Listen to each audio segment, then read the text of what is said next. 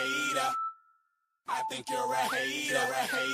Haters everywhere we go. Haters everywhere we go. Haters everywhere we go. Where we go, haters going down for the count. Looking at the ground. I think you're a hater. I think you're a hater. Haters everywhere we go. Haters everywhere we go. Haters everywhere we go. Haters everywhere we go. Where we go, haters going down for the count. Looking at the ground. I think you're a hater. I think you're a hater. Haters everywhere we go. Haters everywhere we go. Haters everywhere we go. Where we go, haters going down for the count. Looking at the ground. I think you're a hater. I think you're a hater. Haters everywhere we go. Haters everywhere we go. Haters everywhere we go. Where we go. And if you was instead of hating, you be ballin' too. I know you seen us fallin' through. All the rich niggas is all my crew. Fuck it, they can't touch us. If stuck up is what you call it. Cool. Ooh, you should've seen when I came down in that. Black on black, cause it's gay to haters face down on the mat. Splat, yeah, I can make a green nigga mad. Quick, fast, flash like 10 cash on this bitch ass. You can tell I'm a G by the walk in the stands. I play the game, make me talk in the stands. Watch how you talk when you talk to the man. If it ain't about bread, you talk to the head. I show you how to get rich. You got a weak arm, I'll show you how to pitch. Made so play, I'll show you by the hit. And tell the police I don't know about shit. Hey, God, I'm fly, something like the air. Ain't that something when it's stunting, man? It's nothing like air. Homie, hold it right there. Homeboy, I'm right there. Haters going down for the count. Looking at the ground. I think you're a hater. I think you're a hater. Haters everywhere we go. Haters everywhere we go. Haters everywhere we go. Where we go, haters going down for the count. Looking at the ground. I think you're a hater. I think you're a hater. Haters everywhere we go. Haters everywhere we go. Haters everywhere we go. Where we go. I got one in the back, I got one in the front. I make them do what I say. They tell me say what I want, I tell them get your money, girl, and just stop breathing. Cause if it ain't about that dough, it ain't about me, nigga. See a gangster like myself, I get that paper and women. Man, your woman probably out there with some paper to give me. Listen, you're looking at a real pimp, ask my old women. And they'll tell you no remote, I control women. I'm a whole load, put me in the game, woman. If he ain't paying, then he shouldn't be playing. I'm saying, broke dudes only make jokes funny. I make more than I can fit in this quote, honey. Unquote, come sun soak with me, ma. Fly it down here and lay you up in my beach house. Haters going down for the count. Looking at the ground. I think you're a hater. I think you're a hater. Haters everywhere we go. Haters everywhere we go. Haters everywhere we go. Where we go, haters going down for the count. Looking at the ground. I think you're a hater. I think you're a hater. Haters everywhere we go. Haters everywhere we go. Haters everywhere we go. Where we go. Look, you see that other chick asked that. She said with the cash, yeah. Rim said with the paper, plastic product, and with the stash, yeah. With the keys to the whip in the crib and with the address to that chick that be hiding bricks in the ass crack. Susan Pipe and call me.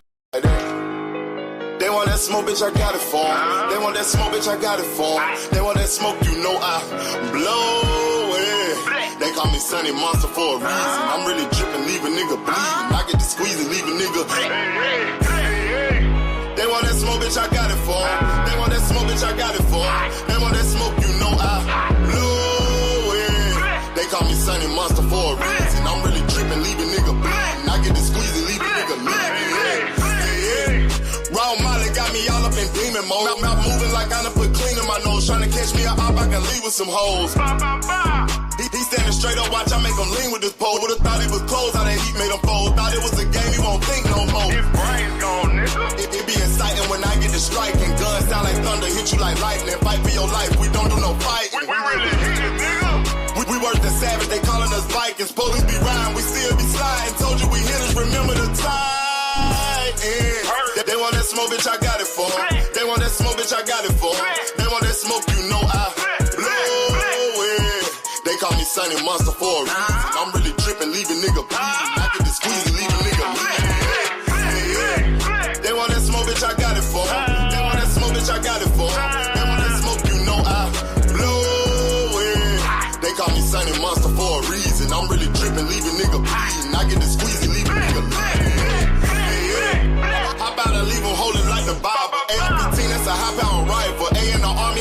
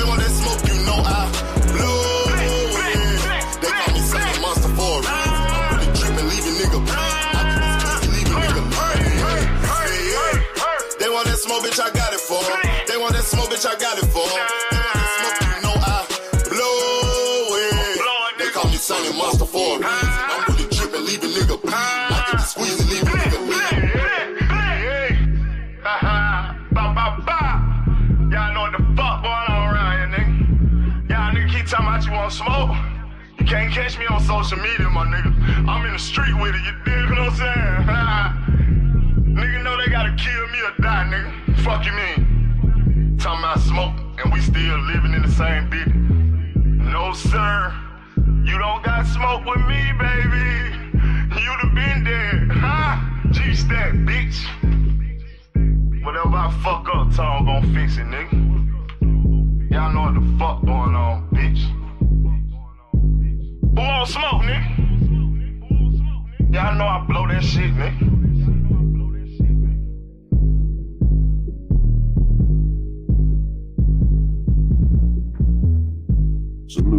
Salute. Peace and blessings, everybody. He'll be here in a minute. They want that smoke, bitch, I got it for 'em. They want that smoke, bitch, I got it for 'em. They want that smoke, you know I blow it. Oh, there you go. All right. Shout out to my nigga Tracking 327 in the building. Terrell Davis, what it doing, homie? Peace and blessings. All things, what it do? Peace and blessings to you.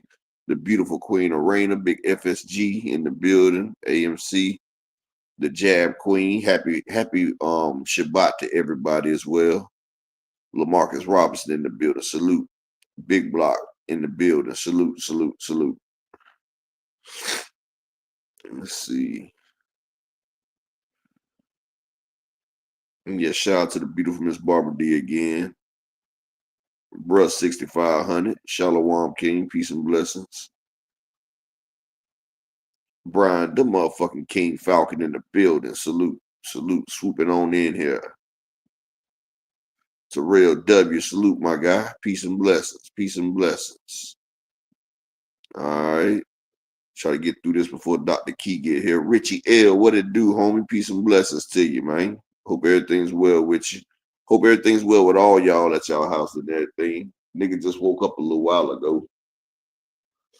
Salute to everybody. Yeah. So, you know, I've said once before, I've said it.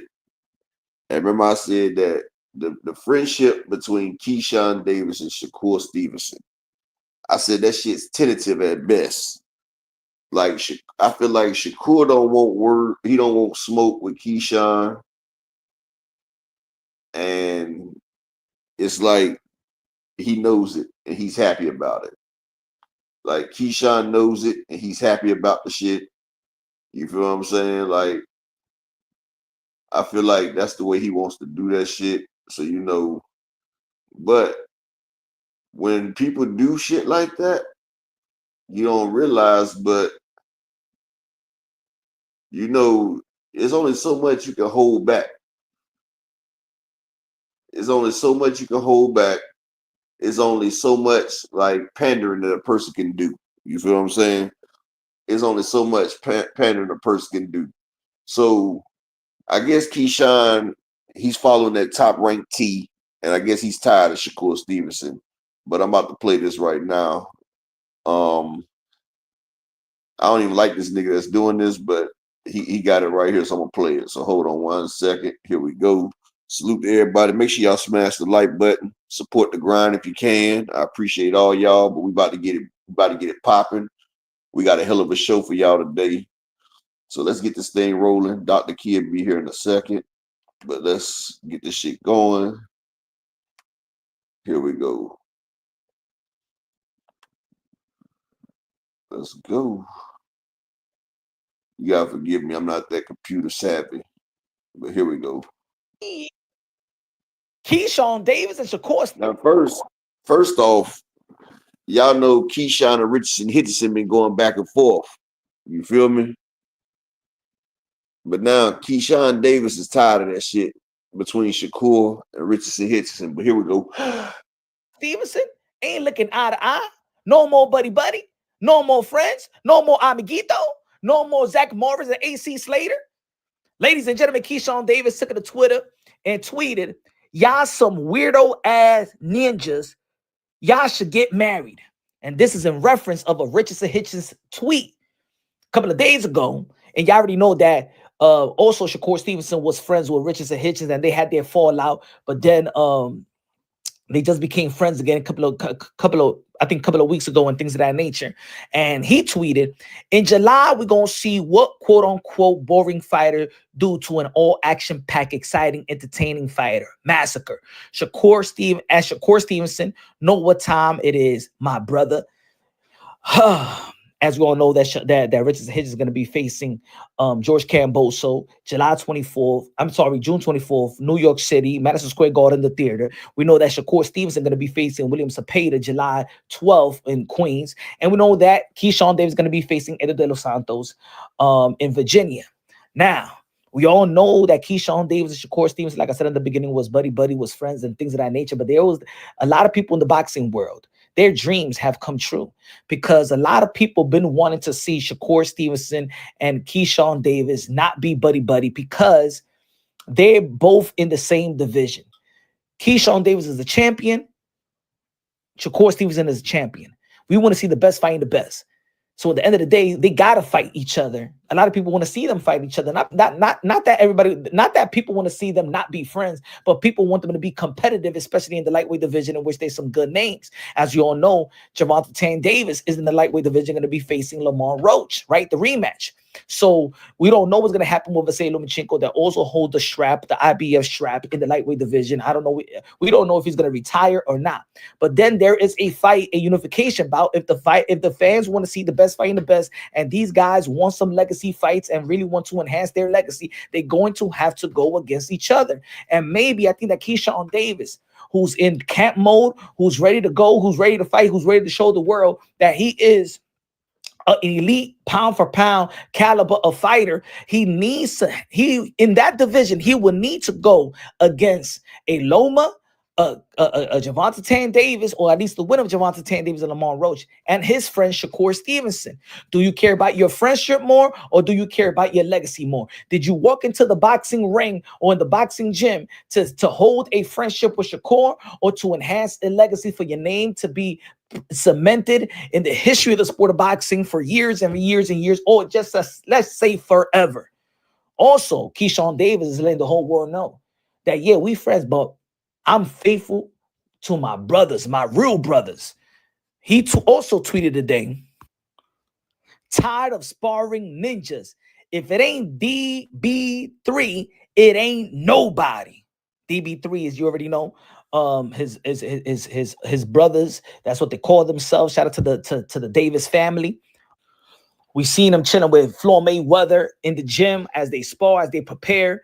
You know what I'm saying? Look, especially when you're in the gym, and especially when you get prepared for a fight, man, you got a chip on your shoulder, and you know it's against all odds. And you know, as much as these guys, you know, want to call themselves as brothers, and you know they're friends, and you can't knock their friendship. There's a lot of friends that you attain. You know, everybody, and this is just speaking outside of the sport of boxing. You know, there's friends that you got that might be closer to your friend than you are with your own flesh and blood brothers. You know what I'm saying? So I can understand friendships like that. Keyshawn Davis has expressed in the past that Shakur Stevenson was there when he needed it. You know what I'm saying? When he was going through his mental, to his mental health and things of that nature, right? But at the end of the day, you're in a profession where, to enhance yourself and to stamp yourself as a legendary fighter, you know, this is still your job. You still have to, you know, we've seen in the sport of boxing, friends could fight each other. I think that this is the type of energy that maybe it's not healthy for their friendship, but it's healthy for them as boxers, as fighters, especially in their respective division.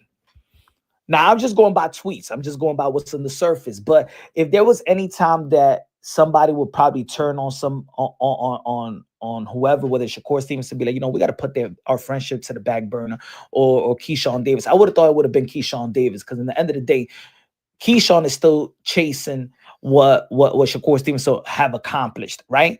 Keyshawn Davis just setting the scene as a champion right now when he beat Dennis, right? So I think that Keyshawn Davis has a chip on his shoulder.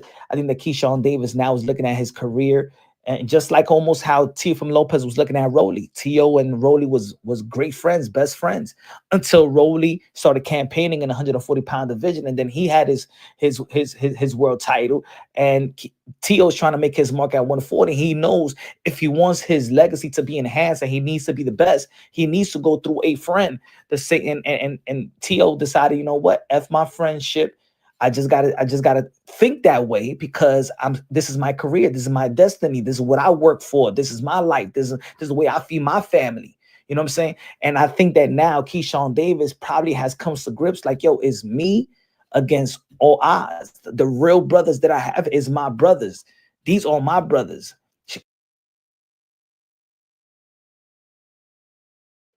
All right. Salute to everybody. We got that out the way. Shout out to my brother EB Sweat a lot in the cash out with the 333. I appreciate you, King. Thank you for supporting on this Shabbat right here on this holy day. I appreciate that, my brother. Appreciate it. But this is what I've been waiting for. And I've been telling y'all from day one. I say Keyshawn keeps letting it slip. He keep letting it slip. And I told you eventually he's going to come at Shakur. I told you he was tired of Shakur, and I told you that non-fighting shit, that was something that Shakur probably proposed. And you know him and Keyshawn always sparring with each other. And you see Keyshawn just said, look, I'm tired of sparring niggas.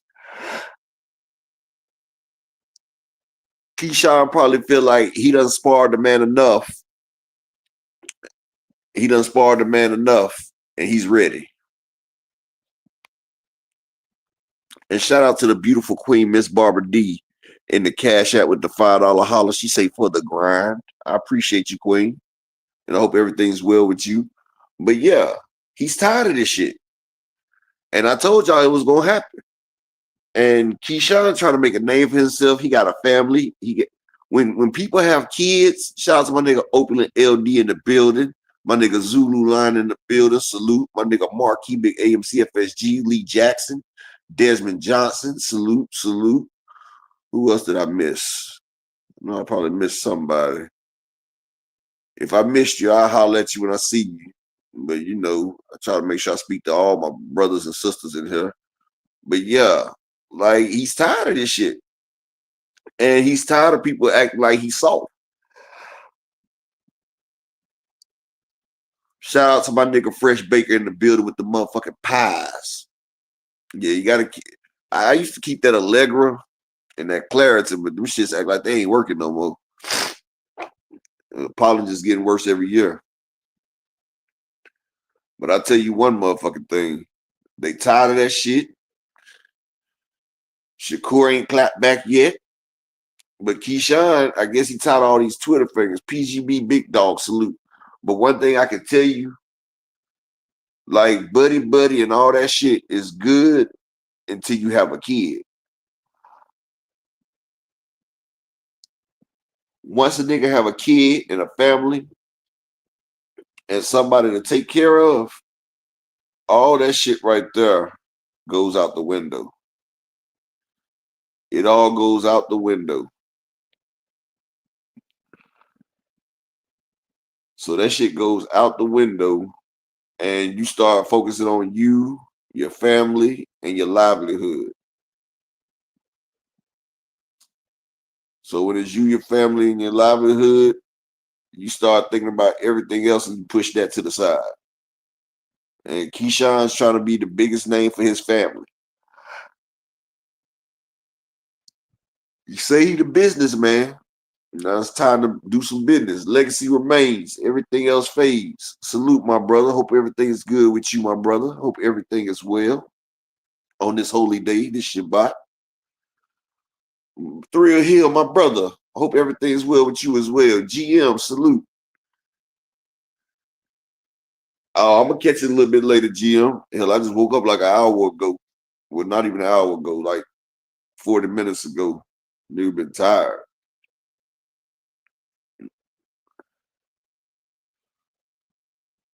The Silver Surfer come home. Oh, but yeah, so Keyshawn, he tired of sparring Shakur. He ready for that move. But see, I told y'all when they start aggressively pushing Abdullah Mason. Like, they're trying to get that belt up off Shakur hands. Top rank is. Either with Keyshawn or Abdullah. And it's crazy that Shakur hasn't bombed back about the shit. Like, I would have thought Shakur would have had something to say. You know, Shakur Twitterson, but he ain't tweeted yet. And Keyshawn said a few things. He tired of sparring niggas. He tired of this. He tired of that. He just want to get the action. He want to go ahead and get this, drop the smoke. When there's smoke, there's fire.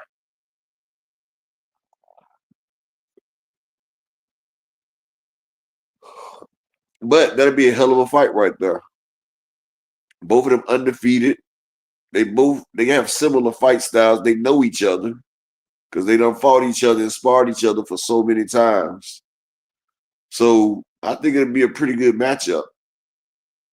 It'll be a great matchup. But Shakur needs to focus on the fight that he got at hand.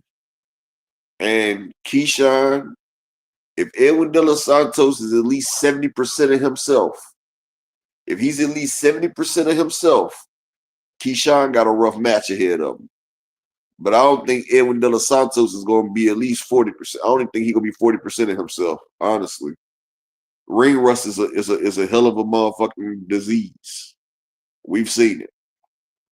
And without being able to work out too, like right now, what he's working on is his stamina. He did, I think he did great arena. We took him to, he took 3 of them, Monday, Tuesday, and Wednesday. He said he did good. He said it was easy. The one that took the longest was the reading.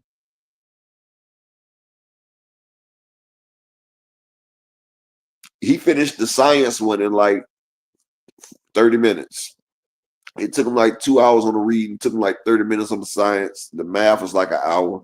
Shout out to Bruce Gas and Jazz in the building. Oh, yeah. And shout out to, let's get a count for my nigga Marvin, motherfucking Marvelous, Marvin Hagler. With the 70, would have been 71. Salute, King. Rest in peace, Marvin Hagler.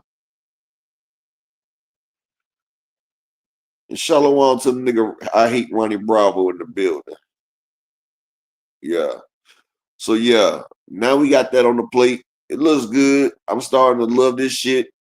Tank and Roach, they not buddy no more. Now Shakur and Keyshawn not buddy no more. But honestly, I'm waiting on Shakur to respond. This is not like Shakur not to respond. So I wonder when and if Shakur was going to respond. And we already know what's going to happen next. Once Shakur respond, you know, Keyshawn going to be like, we'll send the contract. Because when they did that Andre Ward, remember y'all remember when they did that Andre Ward interview?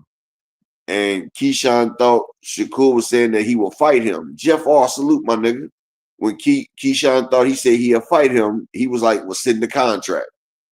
So it's like Keyshawn is on the edge, and he's just waiting for Shakur to say, nigga, let's do it so we can get it in.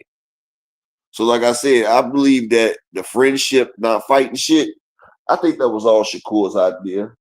But like Africa said, he said Shakur tried to sign Edwin De Los Santos to his boxing shit so they wouldn't have to do the rematch.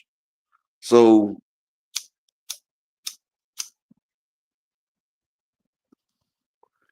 that's hardcore right there. To sign an opponent so you ain't got to fight him no more. It's kind of what the Zone did with Demetrius Andrade.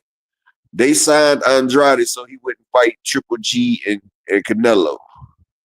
They effectively sequestered that man away from Triple G and Canelo because once he signed to them, they never offered him that fight, and they never was going to offer him the fight. But they paid him enough money that he was happy. Boo Boo made more money than he ever would have made at the Zone fighting bullshit ass people. For real. And to be honest, Keyshawn and Shakur, that reminds me of a 50-50 fight.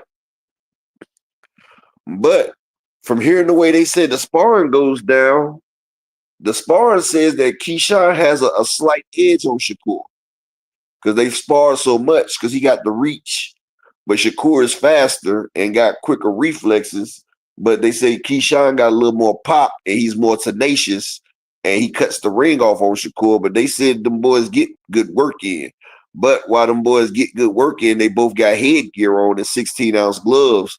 So, you know, with headgear and 16-ounce gloves and you with people that don't punch hard, then you really just got to worry about body shots. And body shots with 16 ounces, you got to have some stank on your goddamn punch to make that shit hurt. The headgear is going to protect everything else because neither one of them guys are cracking like that. Neither one of them is cracking like that. Now, I know some people like, well, you know, a shot from 16 ounces in headgear still, but no. Some niggas are just cracking like that. Like when Earl Spence knocked out Adrian Broner. Like, he caught Adrian Broner with an uppercut and had Adrian Broner sleep on his feet in sparring. He was asleep. Just like when Earl and Floyd was there, he had Floyd a black-ass eye. They was going to get it. So when you in there with a motherfucker that can crack, them 16 ounces in them headgear, they only do so much. Like when Keyshawn told you about when he sparred with Tank. He said Tank hurt his ass twice. So, you know, when you in there with a motherfucker that got heavy hands, especially like they say Triple G used to destroy his sparring partners. When you in there with a motherfucker that can punch like that and they can do type of shit like that, it's a whole different story. But you know, that's one thing Shakur likes to do anyway. He likes to spar people a bunch of times before he fights them. Like, that's why he wanted to fight Lomachenko, because, you know, he's been Lomachenko's sparring partner for so long. He feels like he has the edge. You feel what I'm saying? But the difference is him and Keyshawn been sparring a lot, and I think Keyshawn took a page out the Shakur Stevenson handbook. And that's why he made that statement, I'm tired of sparring with niggas. And I mean, I can understand it because, like, honestly, Shakur's making way more money than Keyshawn Davis. Like I said before, niggas ain't your friends. They really just want your spot. And in Keyshawn Davis' mind, he's not making $1 million a fight, but Shakur is making multiple $1 million each time he gets in the ring. And in Keyshawn Davis' mind, he probably like, well, I'm better than this nigga. I'm more action-packed. I'm stopping people. I'm doing this and that. So then niggas start comparing themselves. And one thing about it, comparison is the thief of joy. When you start comparing yourself to other people, that steals your joy.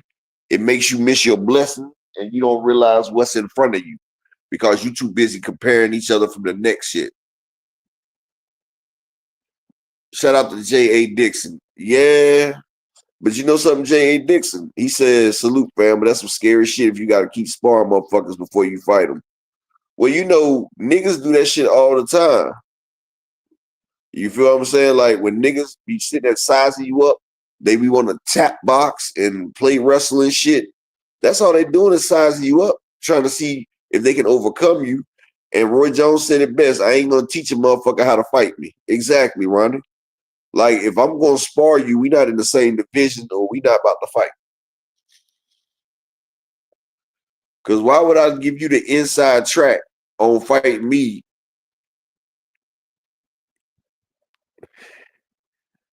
And you know something? That's what I was thinking, Terrell W. Shakur not going to respond on Twitter. He going to text Key and be like, bro, come on. I thought we was brothers. But see, that goes to what I was saying. If you feel like somebody is better, you better than somebody, and they're getting, like, Keyshawn, like I said, Keyshawn doesn't make $1 million a fight. Shakur gets $2 and $3 million a fight. Keyshawn has a family too. Like Keyshawn was on one of them old videos where he was talking about he wanted his girl to stop working because she was a teaching assistant. It was on one of them red pill channels.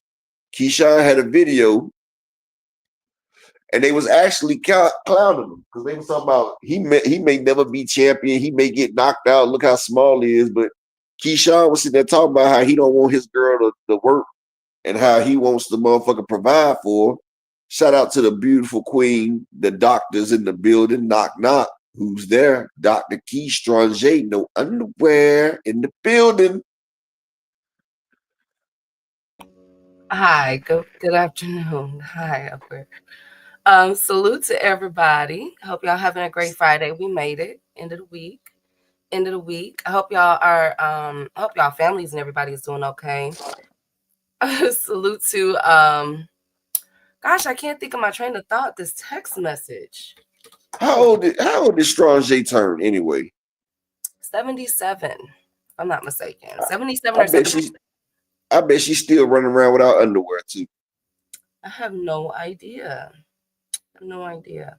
But I'm dedicating my portion of the show to my baby, Maxwell. Period. Happy birthday. I love 52 years young. Period. Okay. Happy birthday. Don't do that. Thank you. Don't Let me say one thing, then, Key. Go ahead, Upper. Pray on, you should call. No, that's not outside. no, please. My wife tell me all the time I can't sing. Lord Jesus, do not butcher Maxwell's song. Period. Happy birthday to my baby. Okay, one of the greatest R&B albums of all time, Urban Hang Suite. He brought us to the cops come knocking. He brought us whenever, wherever, whatever. Do you know that song put me to bed? Like when I was a kid, my mother used to play it to make me go to sleep, and it worked every time. So shout out to Maxwell. I've been listening to him since I was a child. Everything from Sweet Lady, Fistful of Tears, Pretty Wings, something, like, oh my God. Not to mention one of the finest men I've ever laid my eyes on. Just happy birthday to the GOAT, man. You got about Woman's Worth? Woman's Worth 2. I'm 36. Part 1 and part 2. I was about 7 years old when Boomerang. I mean, not Boomerang. What's that movie called with Lorenz Tate and Nia Long? Love Jones. Yeah, that was filmed in Chicago at my favorite club in the world, Wild Hair. It's still open to this day. And hey, why Maxwell in that picture remind me of Abel? Who is that? I always knew when Abel hit that serenade, he was like, I almost started reaching for my weight. Weekend, Abel. Oh, I just call him the Weekend. They do. So you didn't know what Drake. So you didn't know what Drake was talking about when he was talking about that Abel's music is played where guys got a little more pride, and he was like, I knew it was something when Abel started to serenade. I started reaching for my waist. He was like, you know, he was talking about. He was talking about The Weeknd. Oh, well, I like The Weeknd. That's his real name, April. Oh, well, shout out to April, but nobody comes close to Maxwell. Period. Happy birthday, boo. Anyways, hope y'all had a good Friday. When they started playing Maxwell and I started losing. Well, I'm sorry, because anytime Maxwell get played, I win, baby. Okay, hey Zulu. Okay, Dr. Freak. Hey Brian, the king of the chat. Hey Marquis, hey Opulent, and to the beautiful queen of these boxing streets, Barbara D. Hey Jeff. A Woman's Worth song is a remake. Someone did it before him. Well, it still ain't. He did it better. He did it better. Period. He did 2 parts too. He did 2 parts of it too. He had one. He had one where he just sung that high pitch the whole time, and then he had one where he was like, "Oh, I should be crying, but I just can't let it go." Thank you, my friend. All hey, right. we get it. Hey, Andy. Hey, Marcus, darlings in the building. Hey, Night Rider. Hey. How y'all doing? Okay, so whoever I didn't speak to, my apologies. Hey, Ramon, I'm going to get you as y'all be talking. Salute to our playback gang.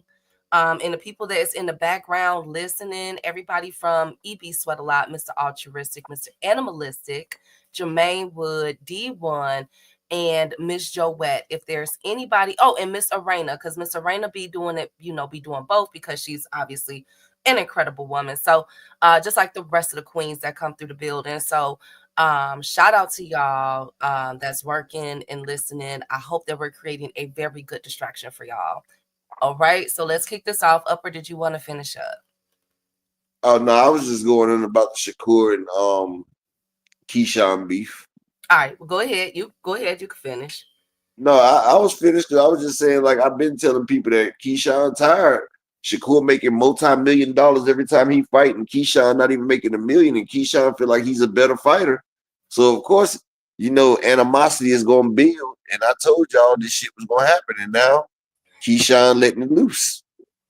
I think he's trolling. I don't think that they're serious.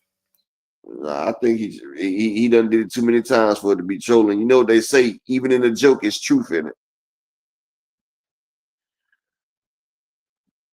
Nah, because he also sat there and said, I'm tired of sparring niggas. The only person he be sparring is Shakur. He said, I'm tired of sparring niggas. He said, if it ain't DB3, it ain't nobody. This is exactly what he said. He said, if you're not DB3, you ain't nobody to me. That's exactly what he said. And Shakur is not DB3. His name is SS1. Well, Shakur Stevenson the first. Thank you, Upper. Well, I think he's trolling. I think it's just something to get eyes on the fight that's coming up in about 2 weeks. You know what I'm saying? I don't think that they'll ever fight. Like, he's not trying to take the bait. I think they just playing low key. I'm not even gonna lie to y'all. I think that Keyshawn is just trolling. That's why I put the question. Well, if Keyshawn was trolling, why Shakur ain't trolling back then? He busy. He in the gym. When have Shakur been so busy he can't drop a tweet? Come on now. Shakur drops a tweet on fight night, so you can't tell me he busy, damn it. I remember he was tweeting between the Padley rounds. That nigga was like, give me my phone. What they saying? He going down this round. That nigga was tweeting in the middle of the Padley fight, so don't do that. Oh, come on. Let me see. Let me go to his Twitter. Let me see if Shakur, maybe we missed something. Hey, Opulent. No, but he hasn't. Okay, in all honesty, he hasn't tweeted in 3 days. Wow. You know why? Because if he tweet, then they gonna be like, why you? If he tweet, he actually tweeted 2 days ago. He deleted it. But if he tweet anything now, they're gonna be like, why you ain't responding to what Keyshawn said? You feel me? So he can't really see. But that's actually a whatchamacallit, 3 days we haven't gotten a Shakur tweet. That's pretty good, Upper. Pretty good. But if he does tweet, he has to address what Keyshawn says. So he's gonna stop tweeting for a few days and let that shit go past.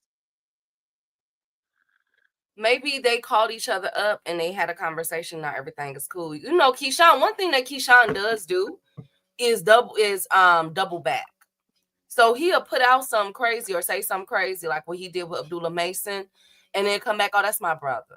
Or, if he say that about Shakur, but that's my brother. Like he'll always. I bet Shakur the one that, like my man Terrell W said.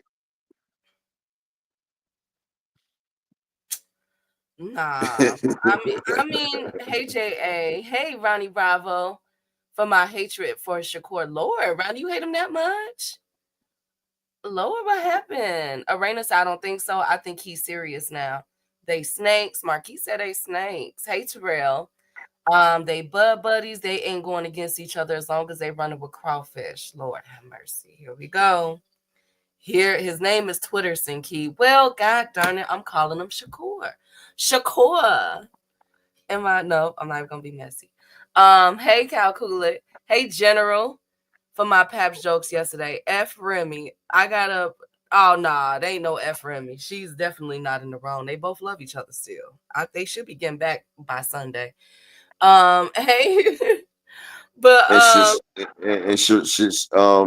Clarissa gonna bust their ass.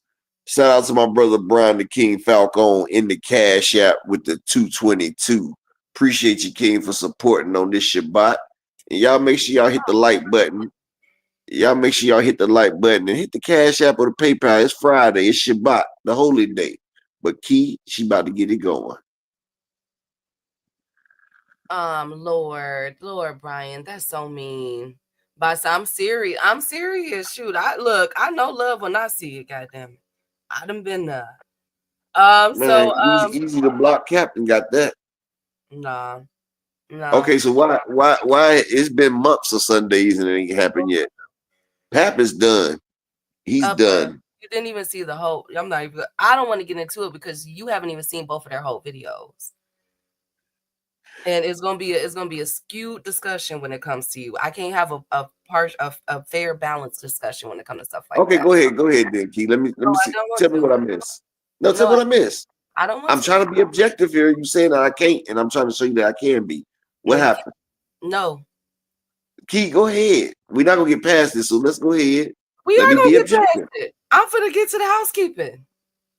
I get Man, to come on, man. Shout out to my brother Zulu line in the cash out with the $10. He say shalom.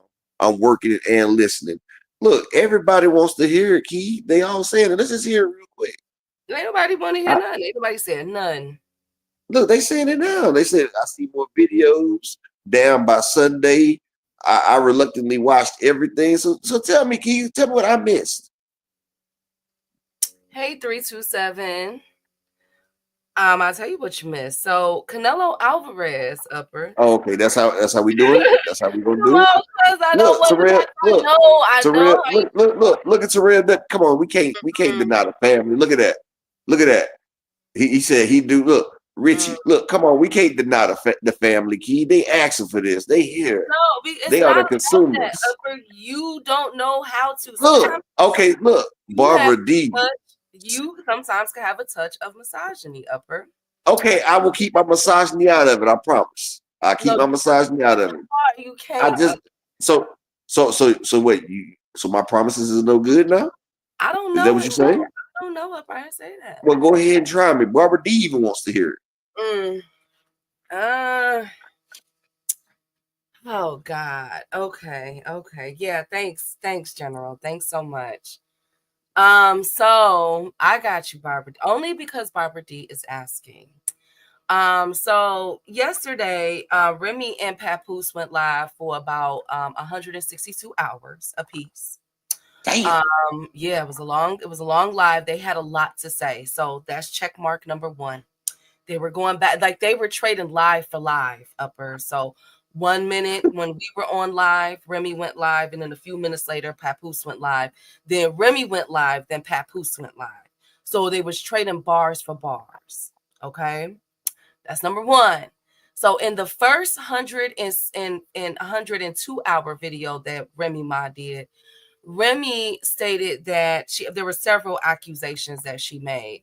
A lot of this stems from the interview that Clarissa Shields did on the Breakfast Club a couple days ago when they were like, let's address the elephant in the room. And I guess Clarissa threw shade at Remy. I haven't seen that video.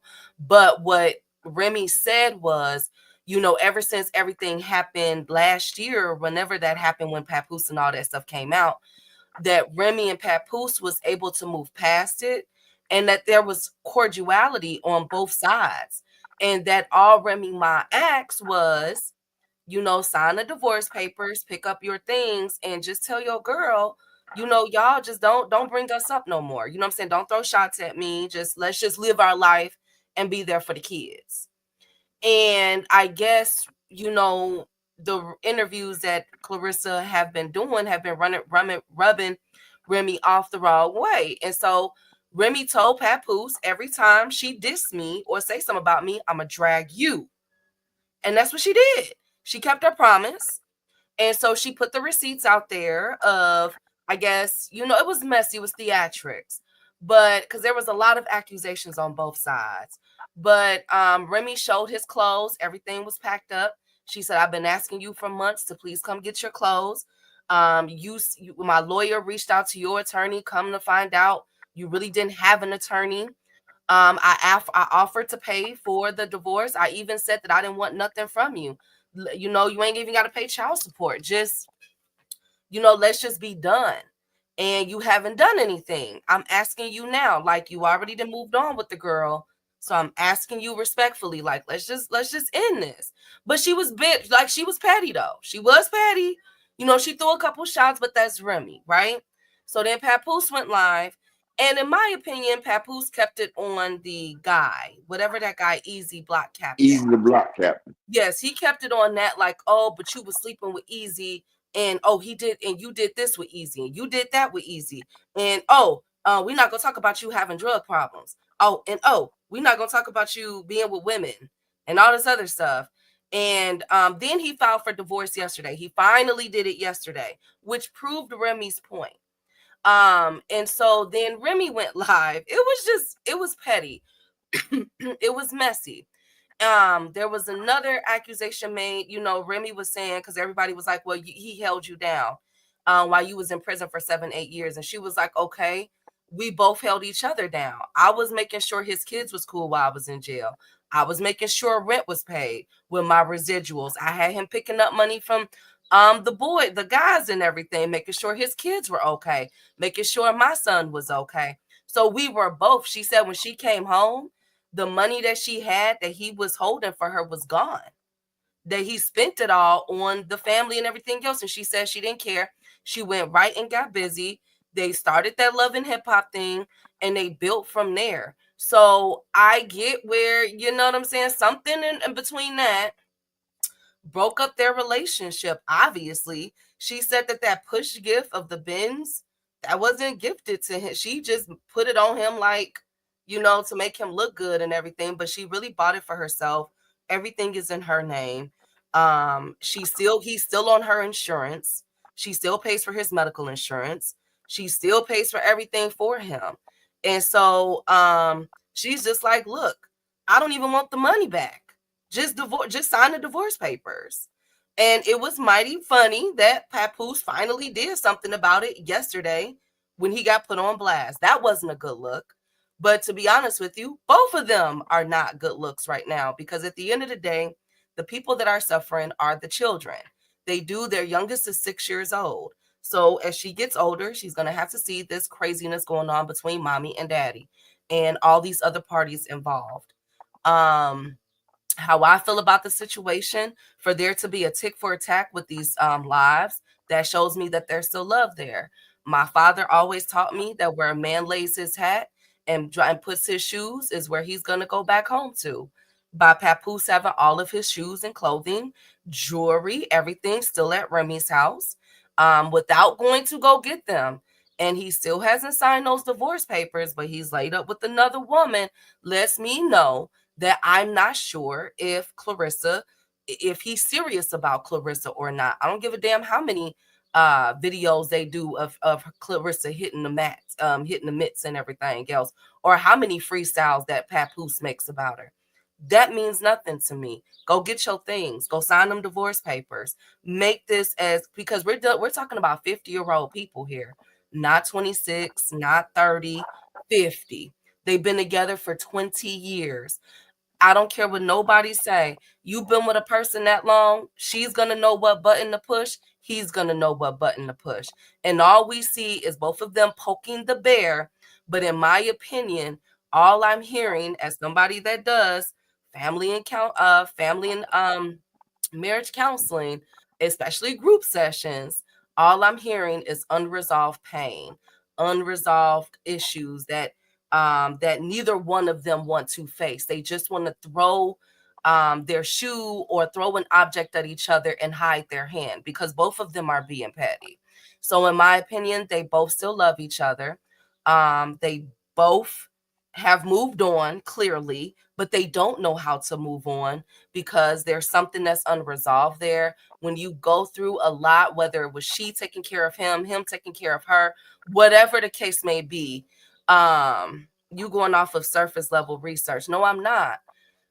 Whatever it was, whichever it was. No, see, that's the thing. I'm not even gonna exactly, Brian. But one person, if she's telling him to get a divorce and he doesn't want to get a divorce, like, come on now. Like, she wasn't wrong. Papoose finally pulled it yesterday. He finally met her where she's been telling them. Hey, you know something? I bet she probably like, damn, I can't believe he did that. No, she wanted him to do it. She showed the messages. She's been telling him, Get a divorce. Like when are you gonna call your lawyer? We're trying to get in contact with your lawyer. Hey, when are you gonna come up and get your things? That was Papoose not doing everything. Remy was aggressive in the situation with wanting to get a divorce and wanting him to get his things out. Well, I knew that no evidence. He was always a sucker for love. They did say that about him. They say he just want to be a family man. But is that simp? Is that really a simp? Because a man just want to be a family man? No, Want it to has nothing to do with it. They're both no, they both still love each other. What I'm trying to say is, Clarissa, watch yourself. You know what I'm saying? If you're gonna marry this man, you said that you're gonna marry him, that you're gonna have children and all this other stuff. Get a prenup, protect yourself.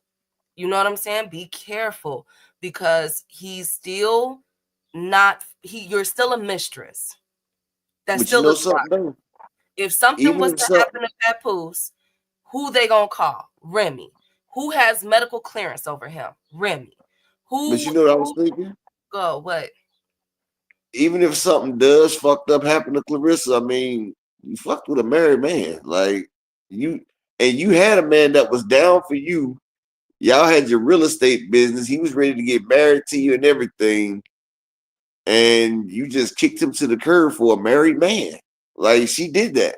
She had her own marriage. She had her own fiance and kicked that nigga to the curb for Pap. That's what she did. So Clarissa, like really anything that comes her way, she really asks for it if you think about it. She has, yes. And like I said, my father always taught me where a man lays his hat and lays his shoes is where he's gonna go home to. Clarissa. Exactly. Protect Like yourself. even if Protect me and my yourself. wife, if me and my wife wasn't together, my shit would still be at her house. Just like Papoose is doing right now. Clarissa, protect yourself. Regardless of the theatrics, regardless of the dramatics that they gave us for 182 hours live, you got a fight coming up, Queen. I know you went on the defense. You've been defending and sending shots at Clarissa this morning and everything else. Please don't get petty with Remy. Remy will go bar to bar. Remy got time. Okay? Remy is hurt. All right? Both of them is hurt. Papoose is hurt. Remy hurt. And that's a dangerous place to be in. And you don't need to be in that. That's married people problems. At the end of the day, let me tell you something, Upper. Let me tell you something. I had an auntie and an uncle, right? They still married to this day. I'm talking about she was outside with a damn hammer. Do you hear me? She found out my uncle had stepped out on. No, I'm dead serious. Was finna ride up on him. Do you understand? It was HELL for months. And guess where they at right now? They bought a Still house 5 together. years ago. Exactly. That's what that's what people go through in their marriages, bruh. Like, let it go. Clarissa, protect yourself, queen. Protect yourself. I don't care what you do. Oh, Lord. Okay. Thank you, Big Dog Willie. Thank you so much. That's all I'm saying. That's all I'm saying.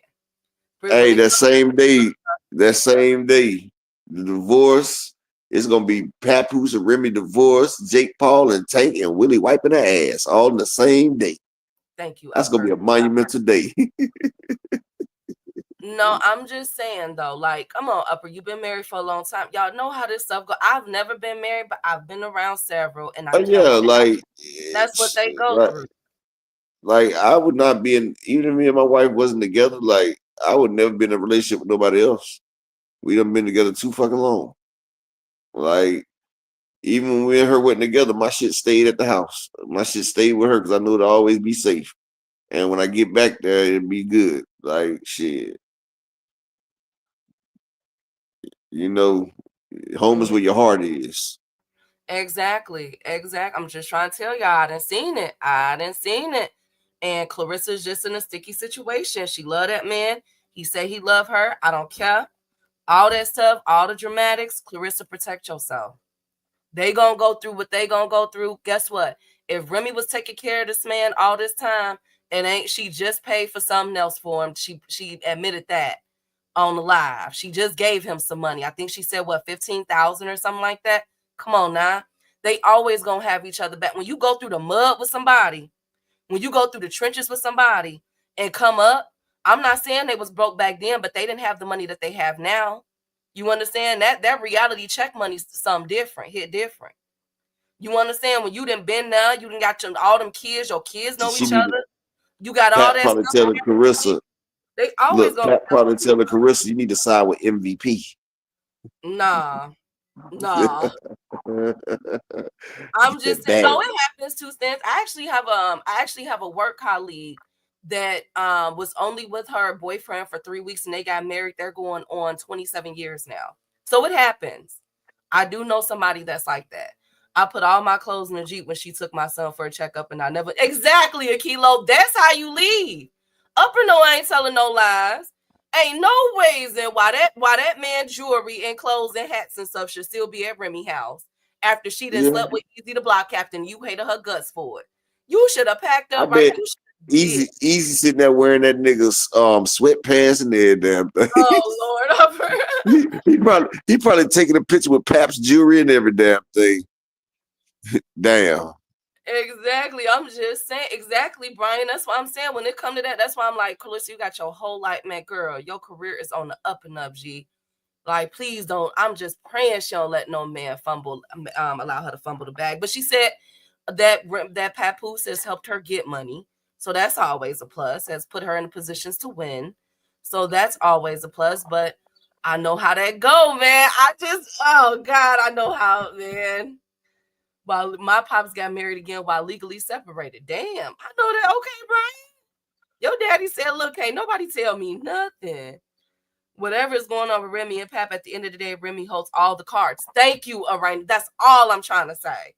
The woman is still paying his health insurance, Upper. Come on, G. You know how bad this look. Clarissa, protect yourself. That's all I'm saying. That's all I'm saying, best friend. Protect yourself, Clarissa. That's what it all boils down to. That's married folks' problems. And I didn't know that that there was a 17-year age difference between her and Papoose. I don't know why. Papoose look good. He takes care of himself. I'm walking away, ain't about to love by me, and I end up getting traffic. Lord, 2 cents. You got to be careful. You got to be careful. But that was, again, they've been married for 20 some years. That was 20 some years ago. So it was obviously different, back then. I'm not recommending it now. I'm just saying I know someone actually personally that her and her husband met, and in 3 I know, you know what, Upper? I know a couple professors. They're professors. And every 5 years, they've been married, I think maybe going on 17, but every 5 years they do an assessment on their marriage. Yeah. And see if they want to continue to go on with it. I thought that I was like, that's pretty healthy. Who do? My these work colleagues I know, they're professors at a college. Yeah, every 5 years they do an assessment to see if they still want to go on. Like, that's what I'm saying. Marriage is very complicated. 3 sides of a story. Remy ain't telling the whole truth. That's all I'm saying. It don't matter. At the end of the day, General, the man clothes is still at his house, and he still ain't came. He just now filing for divorce after she was telling him to meet her halfway on it. The rest of that stuff is crazy about sides of the story. Let me find out Pap a glorified bum out this motherfucker slinging wood. Oh, Upper. That's crazy. What do you have to say, Up? I ain't gonna say it because I promised you I wasn't gonna be misogynist, so I ain't got nothing to say. Because I want to, but I ain't gonna break my promise. So it's just, hey, maybe he wanted to be pampered and treated like a princess. Who knows? Thank you. No, Jeff, and I'm not saying that, by law in Jersey, she can't drop him, but that's still a bad look. You know what I'm saying? Like, you got you just got some money from her. She paying your health insurance, but you over there playing house with another woman. You know what I'm saying? And she's still speaking bad on me. Like, I get where y'all coming from. But Easy still, she playing house with Easy, and he be taking little shots at that. No, not they all decided to. Easy hasn't said anything until yesterday. Easy, I guess, when that Papoose. He stopped talking after he got knocked out. Oh my God. When the nigga walked up on him and hit him with that eesh and made Easy ball up like Geechee Gotti said. He said he didn't knock his tooth out. I don't know. It's all man. Everybody that was there, they roasted that man. Geechee said that nigga was in the fetal position. Like all them niggas said that Pat walked up on that nigga, and man, they all clowning that was there. That nigga got knocked out, and then they was trying to make people sign NDAs, not to mention what happened to Easy. And Geechee Gotti was like, "Fuck that NDA, I'm gonna talk about it." After that, I put the dresser behind the door to sleep so I could hear if she would try to come in. Akilo, what type of relationship? Were you being abused? Akilo, who we got on the phone? I mean, yes, she did cheat. We not saying she didn't, Sonny. We saying that. But what they saying is Remy got tired of being a breadwinner, I guess. And I guess she felt like, hell, if I'm taking care of this nigga, I can make another clone that look just like him and pay him less. I guess. I don't know. Shit. I guess she wanted a hot dog with some ketchup on the side. Shit, who knows? I want to leave, but I pay all the bills. Dang. Sorry, Slogan. Hey, Jab Queen. All I'm saying is it's messy. At the end of the day, what I got from everything, they still love each other. Still some love there. Yeah, he still had a hole in his knuckle. He had a hole in his knuckle from Easy Teeth. Regardless of the fact, it's obviously some unrelieved pain that he needs to deal with, that she needs to deal with, that's still creeping in. And Clarissa, baby, you better be taking notes and making sure that you okay. Protect yourself.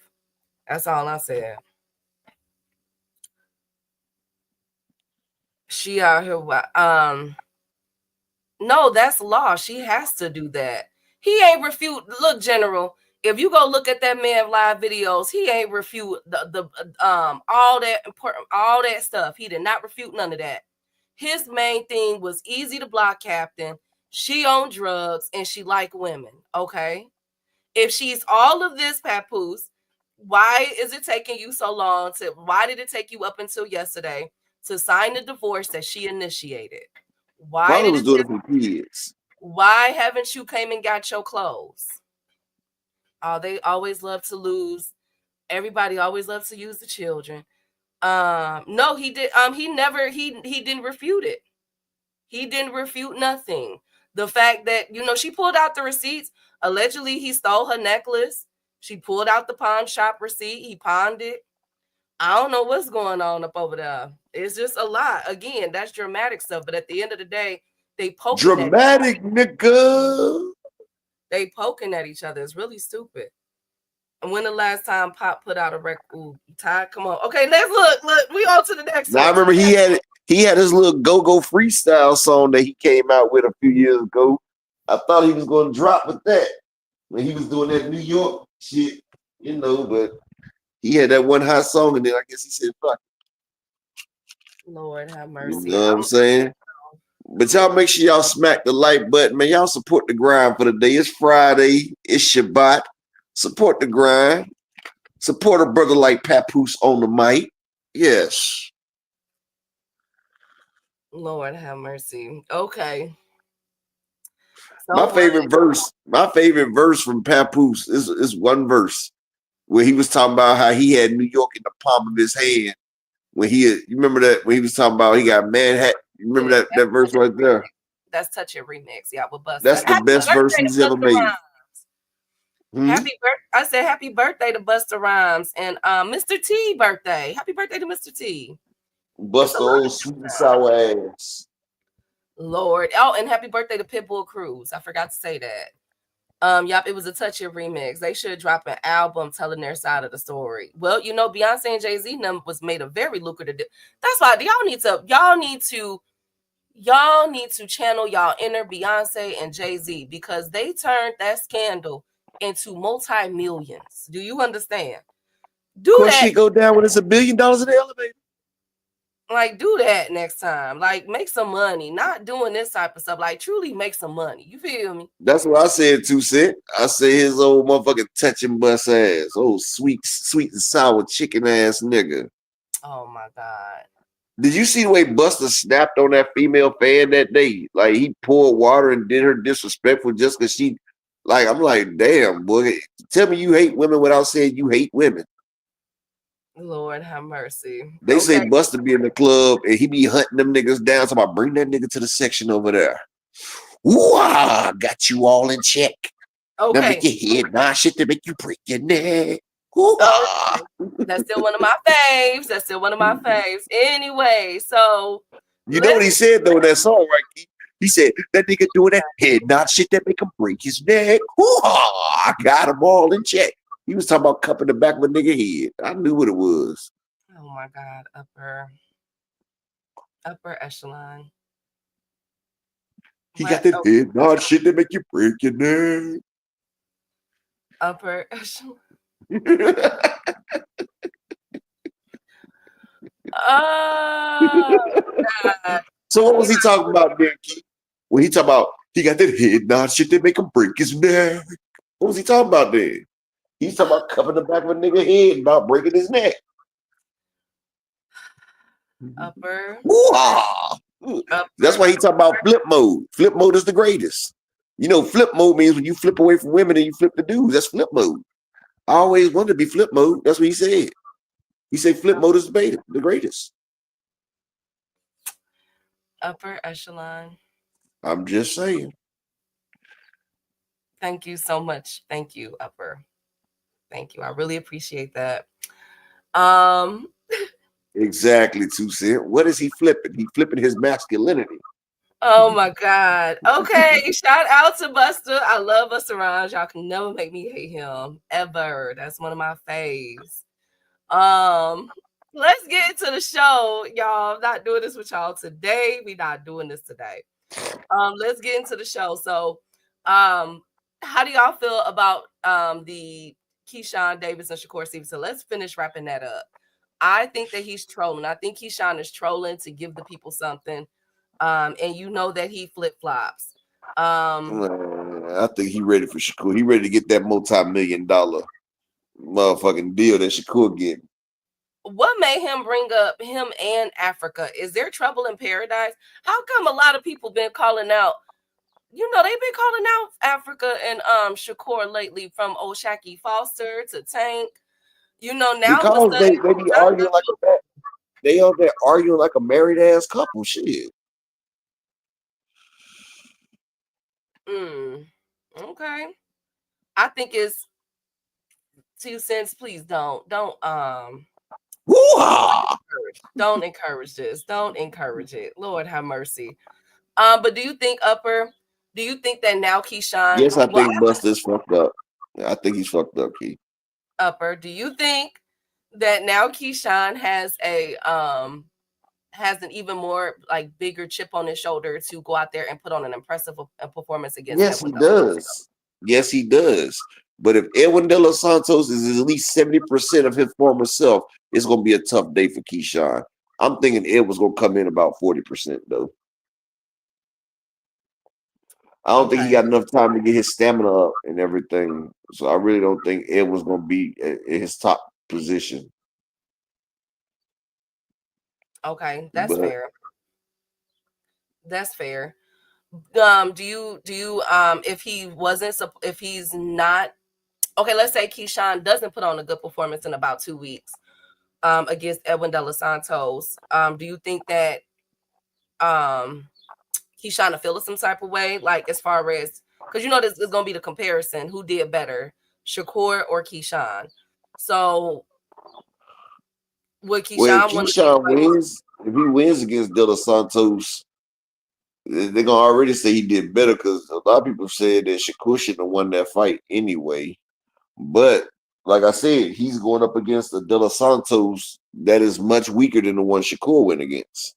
Like the one that he's going up against, like I said, this man hasn't been training in 2 years from blood clots, and he's coming off a shoulder injury. Like this shit is tailor made for him if you think about it. okay. Okay.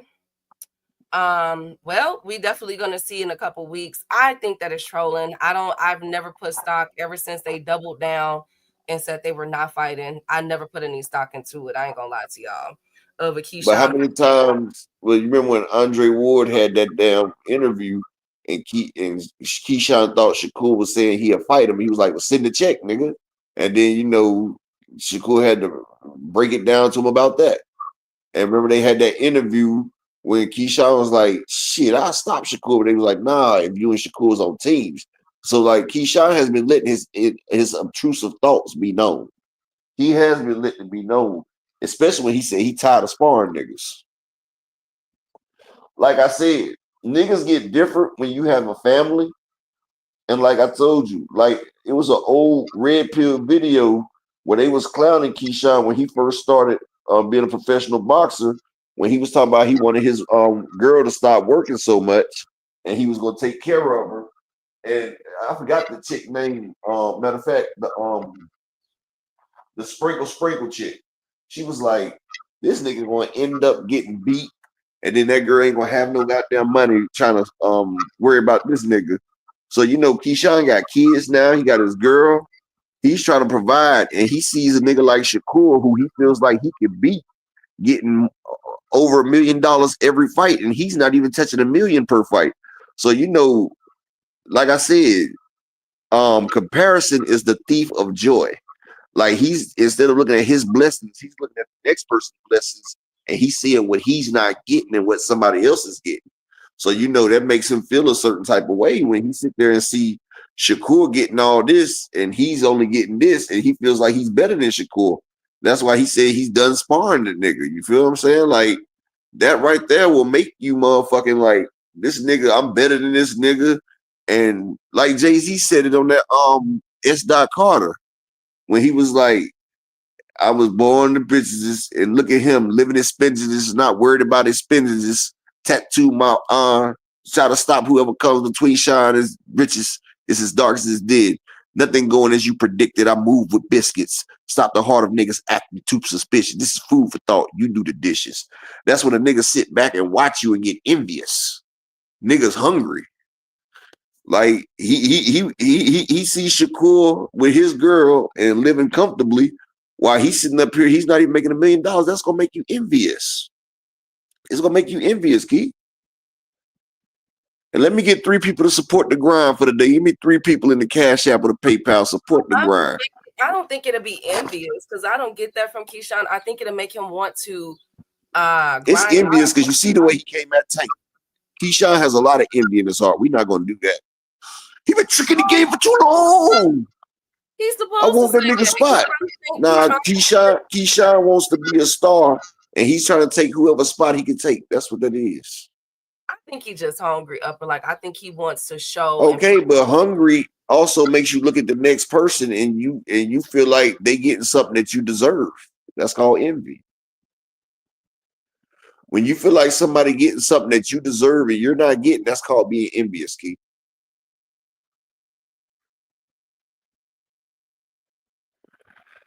I don't see it either. You know what? That's the last thing I go for with people. Because, envy, when you get into all of that, that'll make you, jealousy will kill a person. Make you kill a person. You know what I'm saying? Envy, all that, those are negative emotions to have. So I'm going to reserve that. I'm just going to say that he sees where the money's at. If we continue to go through the 135 division, best friend, in chat, one thing that we do see is that it's only, we're going to keep it a buck. It's only Andy Cruz, Tank Davis, Lomachenko, Shakur Stevenson, Keyshawn Davis, William Zepeda, and Abdullah Mason that's creeping up. But really, it's just really those core fighters. Ain't nobody checking for Hadir Herrera. Nobody's really checking for Lucas Body, even though, unless you're a hardcore boxing fans like we are. Maxie Hughes, okay. Mark Masayo, y'all don't like him. He's not 135 either. He's like 120 something. No, he's up at 135. He's the number 4. Mark Masayo's number 4 in the IBF for 135. Oh, he done moved up? Yes, yep. The rest of them. Ray Vargas. Yep. So ain't nobody really checking. Remember, he stole Gary Russell belt at 126. Yep. I mean, but look, like, ain't nobody really checking for him. Like, come on, Joe Cordina. Who's really checking for them? A argument can be made for Ryo and Pitbull Cruz, but not really. Kid Austin. Kid Austin Pitbull already got has a fight lined up, but it's Kid only those. Austin about to fail, and he ducked already. So Exactly. So we only have those 5 core fighters that I named, like that people are really wanting to see. And Keyshawn is trying to get his name. You know, I mean, now it's for me with Keyshawn, it's now or never. Tank Davis put on, a lot of people call it a stinker. In my opinion, that was a great tactical fight. But he didn't do what he normally does. So ain't nobody, you know, everybody checking for the rematch with that. Shakur Stevenson, ain't nobody really too impressed with him still. They want to see what's going to happen with William Zepeda. Lomachenko, we don't know what's going on with Loma. Bob them don't even know what's going on with Loma. And Andy Cruz is about to fight for the IBF Mando. So that leaves it open for someone to really shine. And that, you know, Keyshawn Davis is, in my opinion, is trying to take that route to be that name at 135. That's just how I think. Like, I think Keyshawn is just trying to out, you know what I'm saying? Like, really come out the shadows. That's just my opinion, though. I don't know if it's envy yet. He wants to be a star. Shakur wants to be a star. They all want to be Tank. Yes. KRS said it best. Love is gonna get you. Yes. Marcus said they ain't fighting. Let's see how it go. I think Keyshawn closer to a Tank fight than Shakur. Yeah, it's looking that way. Opulent is definitely looking that way. Loma moving like he want to be a politician. Thank you, Brian. Lord have mercy. Y'all are just tough today. Up next, do you have anything else to mention with the Keyshawn and Shakur Stevenson? nah, but I'm glad that they done with this buddy bullshit because hell, it ain't so many fighters at 135 anyway, so they need to get on that damn on the bandwagon. But like I said, I need 3 people to support the grind and everything for this shit right here. I appreciate it. It's your bot. And give me a second, Key. I'm about to get those pictures that you gave me too. Give me 1 second. I'll be right back. Okay. Up next, Loma should retire. Let's see. I told y'all the whisper I heard that he was selling his house. Told y'all about that. So IDK, y'all. IDK. But up next, okay, so how do we think about this? Let me see, which one do I want to bring y'all? Which one do I want to bring y'all today? Right now, do I want to go straight into that? Jason.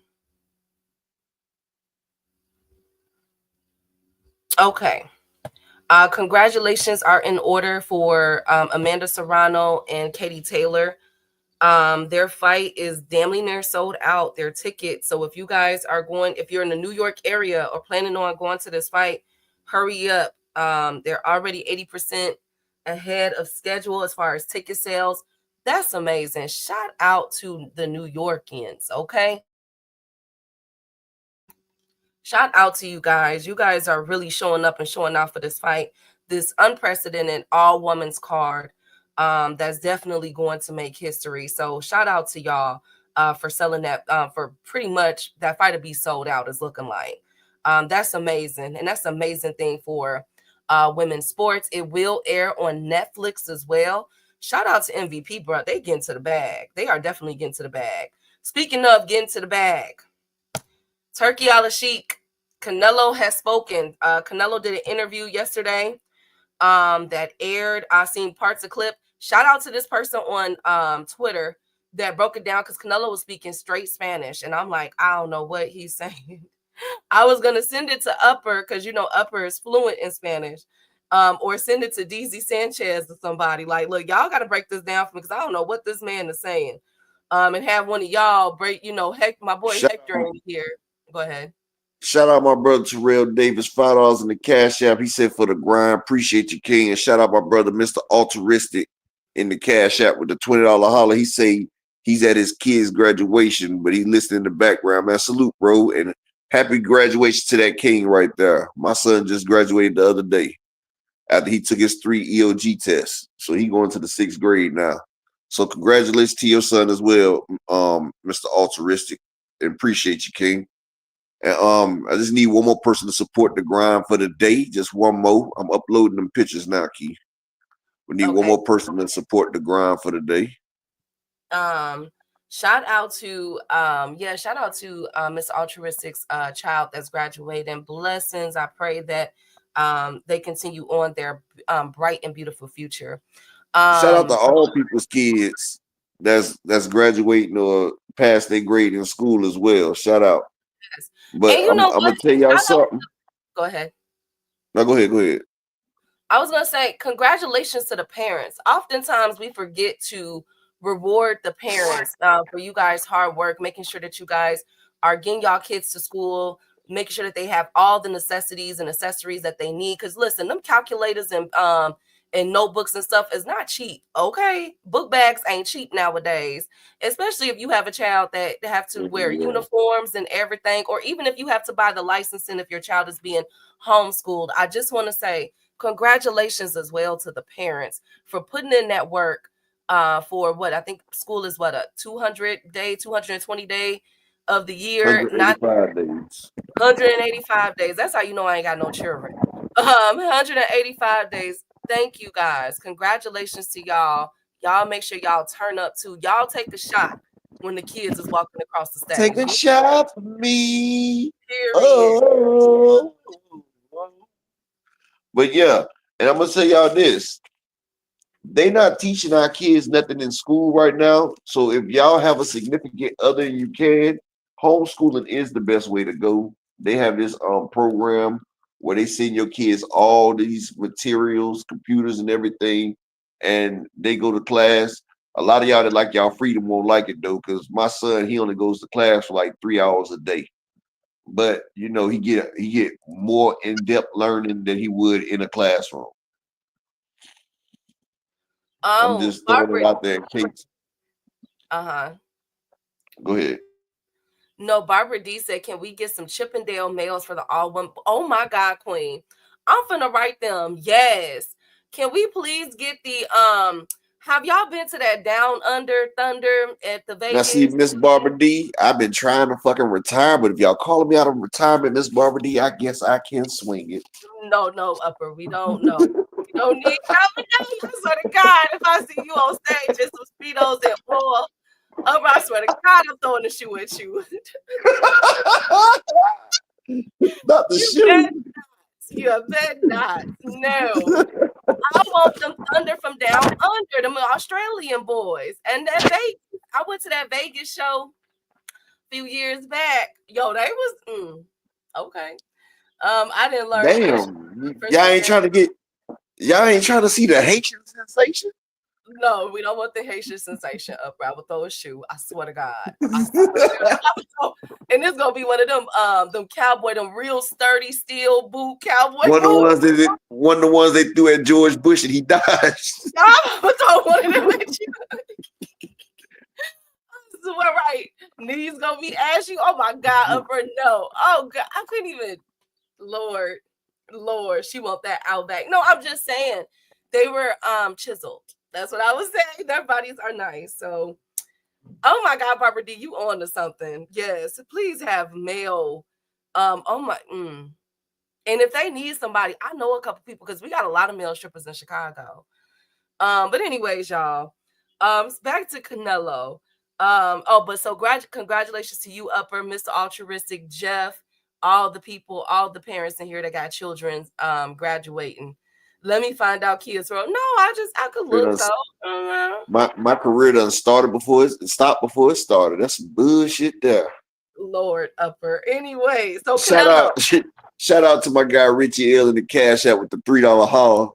Appreciate you, King. And shout out, I think that's my guy Marquis, Mr. GB in the Cash App with the $2 haul. I appreciate you, King. Oh, But come damn, on. I Come was on. gonna come. I was gonna come out with the motherfucking Fruit of the Looms briefs.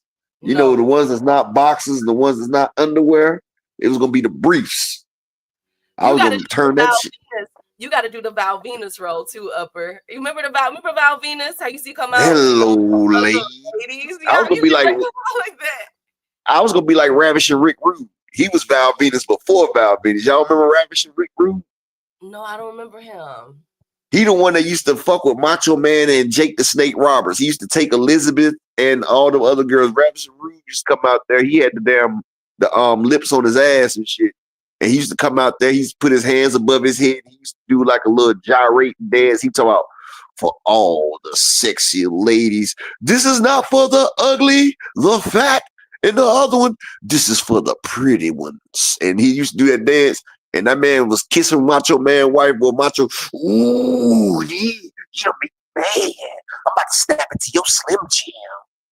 And then Macho Man grabbed him by his Slim Jim and slammed My goodness. His finish move, though. I gotta watch him. I've never Yeah, seen him. exactly. Openly, he used to hump the chicks and everything. That was Ravishing Rick Rude. Boy, Ravishing Rick Rude was a bad motherfucker. I gotta watch him. I've never seen him. What the fuck was his finish? What was Rick Rude's finishing move? Because Jake the Snake had the DDT. Macho Man had the Super Splash. I forgot what Rick Rude's move was, but I remember he hit my nigga Jake the Snake with it. Was kissing Jake the Snake girl, but Jake the Snake used to throw that big ass python on you after he beat you. Do Val Venus still wrestle? You talking about Val Penis? Yeah, Val Venus? he's done. He's done. Damn it. They don't make Yeah, the Rude Awakening. That's what it was called. The motherfucker Rude Awakening. Man, they don't make them like Val anymore. Okay, so Canelo did an interview, Upper, and he had an ultimatum. Oh, damn, Roddy Bravo. Rest in peace, Rick Rude. I didn't think Rick Rude was dead. Oh, wow. Rest in peace. But Canelo had an ultimatum for the Bud Crawford fight, Upper. He said that the fight will be in Vegas. It should not be outside of Vegas. He said that a fight of this magnitude, the fans should be able to go to. How do y'all feel? I agree. I told you Canelo was pissed about that last performance. Canelo's about ratings. That man, he did less than 100,000 pay-per-views, and he had less than 2,000 people in attendance watching his fight. Canelo was pissed. He said, "We going to Vegas, and I want some fucking backhand." That's what he said. Damn it. So, do you think that do you think Turkey should oblige to what Canelo wants? I mean, he paying him all that dang on money. He got no choice. He got no choice. They already got the motherfucking dates set that they was trying to block the PBC. Shout out to my nigga, the Mexican monster, Kawhi Elliott, man. I hope everything well with you today, brother. Hope everything's good with you. But yeah, like hell, you got the star Canelo telling you where he wants his fight to be at. But if he's paying Canelo all that money, Canelo ain't about to get no back end on that shit either. Turkey might actually turn a profit this fight if they do it in Vegas. I mean, it's called smart business. Like Canelo said, he not fighting in front of the prince no more, and he not holding no more goddamn hands. He said, enough is enough. He said, I was born ready, damn it. And he said, no more of this bullshit. We are not holding hands no more. We are not. I am done with this shit. Hold on. Did he have his fingers interlocked with Dana White? Is that interlocking fingers? Yes, the fuck it is. Upper echelon, don't do it. It is interlocking. He called him. He said, "Come here, my little scrotum sack. Let me lock fingers with you." My bad. Well, do you think that they're interlocking hands now, him and Dana White? They interlocking more than hands right now. Nah, Dana's off. Remember, Dana ain't promoting no more. See, man, Turkey said he got the head nod shit that make him break his neck. Hoo-ha! Thank you, Upper. Thank you so much. Yes, he Shout out. did. Marcus, you saw that too. Canelo took the I googled it. Canelo no longer has that Saudi flag in the background of his picture upper. Shout out to my nigga, the Mexican monster Kawhi Elliott in the cash out with the $2. Make him holler. Appreciate you, King. Oh yeah. Hey, look, Canelo took that flag down after the damn pay-per-view results was posted, Key. He said, you know what? Fuck this shit. He said, hell no, nigga. You done dropped my... He said, you trying to Shakur Stevenson me. You're trying to take me back to the days I was fighting Austin Trout and shit. Canelo said, hell no. Yeah, Buster did 2 performances over there in Saudi Arabia. Leave Buster alone. That's one of my faves. I'm not gonna let y'all do this. He got. You didn't see the smears on his body when he came on the stage. They told him he smelled like hummus and couscous. they said Buster got shitted on before he went on the stage. Damn it. Thank you, Upper. Hey, Key. They say Buster was like a fat kid at a cake shop inside a damn motherfucking Golden Corral. They say he was so goddamn happy when all them turds were splashing him. He say, yeah, flip mode is the greatest. Thank you. Hey, bruh. Thank you, guys. He couldn't get out his dreads and shit. His dreads kept smelling like that. That's why he cut them off. Oh my God. Speaking of, I have new cards to update you guys on. Jake Paul has added 4 fights. As we knew about the Kid Austin versus Tevin Farmer. Now we have Avius Griffin. No, not that, Upper. Avius Griffin is not that. No, Upper. Oh, okay. My bad. Avius Griffin is 17-0. He's gonna verse Julian Rodriguez, who is 23-1. This is at 147. That's a good fight. That is. Raul Coriel, that's my boy right there. 15-0 versus Victor Rodriguez at 147. Naomi Vale, 14-0 versus Ashley Felix, who is 7-3. This will be taking place. Vale. Is Vale that girl we was talking about the other day? I think that's the one that you were talking about. I think that's her. Really good boxer. She's cold. That's at 108 pounds. Oh, I don't know if that was. I don't know because them women weights be different. It's gonna be June 28th in Anaheim, California. So make sure you guys get y'all tickets. That's for the Jake Paul fight card. So I just wanted to announce that for you all. Good. I think it's a decent card. But let's get into meat and potatoes, Upper. Who in the heck is ducking who? Now, what's going on with T.O., Boots, and Devin? Now, 2 days ago, I was on live and I had got a notice that T.O., something was going on with the money. Then yesterday, I had got another notice that it is money issues, and now they're saying it's coming from Devin's camp. But then we also saw that T.O. is wanting and calling out still Boots Ennis. Now people are saying that Boots is ducking Teofimo Lopez. That he's ducking T.O. Well, I knew that was coming because when T.O. sat there and said, I'm not fighting Devin Haney, I don't want nobody but Boots. He said, I'm about to be the 3-time lineal champion. He said, ain't nobody ever did that. He said, I'm about to be 3 times lineal. And he said, Jerome Boots Ennis, if you're not scared, then face me. He said, I seen your weakness and I can beat you. T.O. came out and said it. And he said, I don't care. He said, I want the shot. And he said, if you don't want to fight me, then you scared and you duck it. So I was like, oh, okay. We might get to see T.O. get that ass whooping that we all dreamed about. But now, and I was about to say, Turkey said he wanted to make Boots versus T.O. after the fight regardless anyway. So I don't understand what's the problem. Shakram Gayasev, he can wait. Because I feel like T.O. is a bigger name than Shakram Gayasev, and it's a good fight. That could be a pay-per-view fight right there because Boots is on the cusp. And T.O., even though he's an asshole, he has controversy.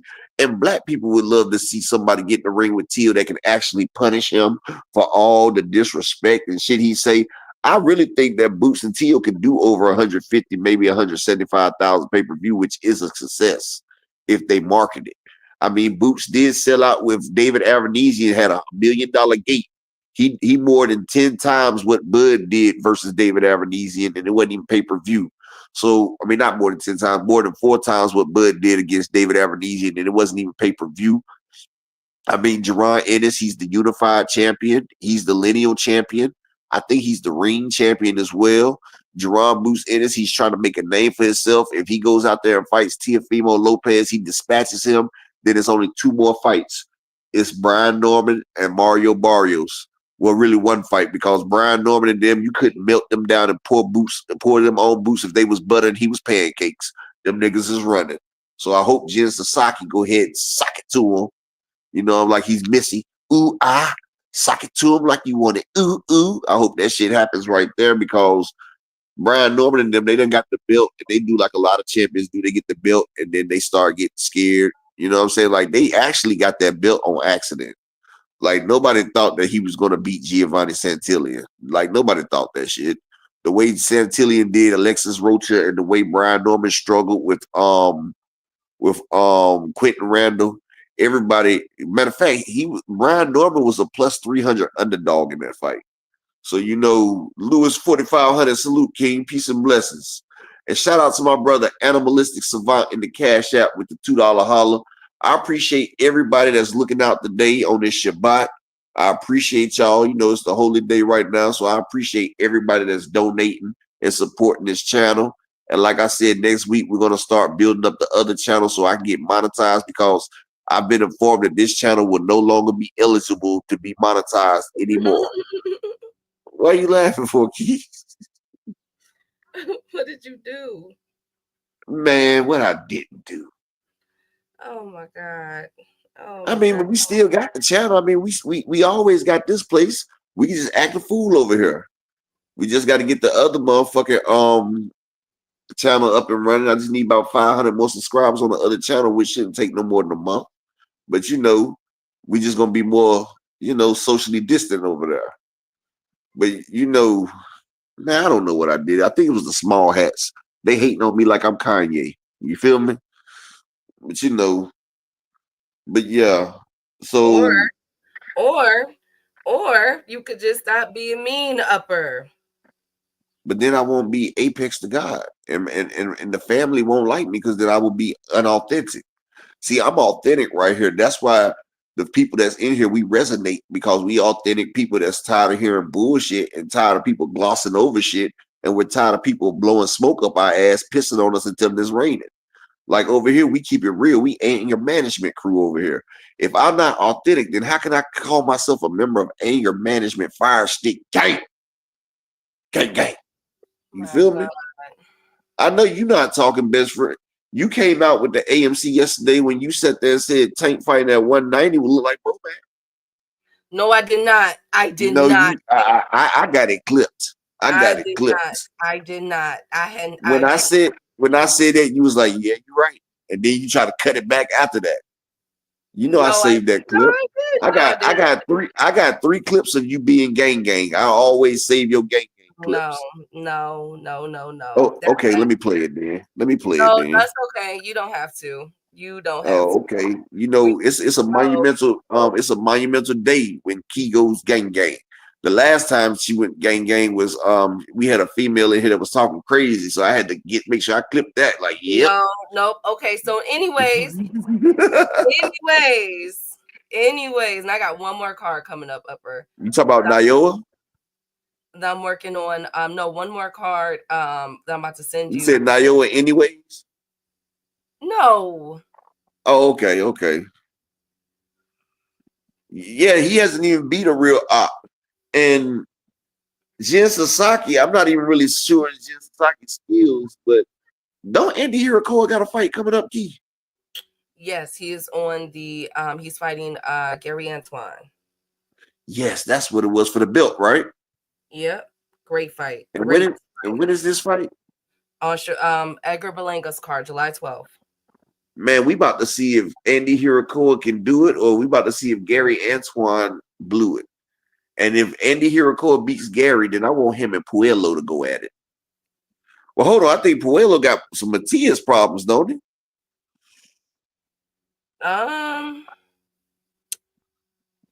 No. It sounds like they mixed a black drink with a Japanese drink. You took the sake and you took gin and you put a little juice in it, so it's gin sake. Wait a minute, is Super Del Matias going against Puello? I think, yeah, Puello versus Matias. Remember, we said that's a fight we didn't know we needed. Sabril going against Matias for his belt back. I mean, not for his belt back.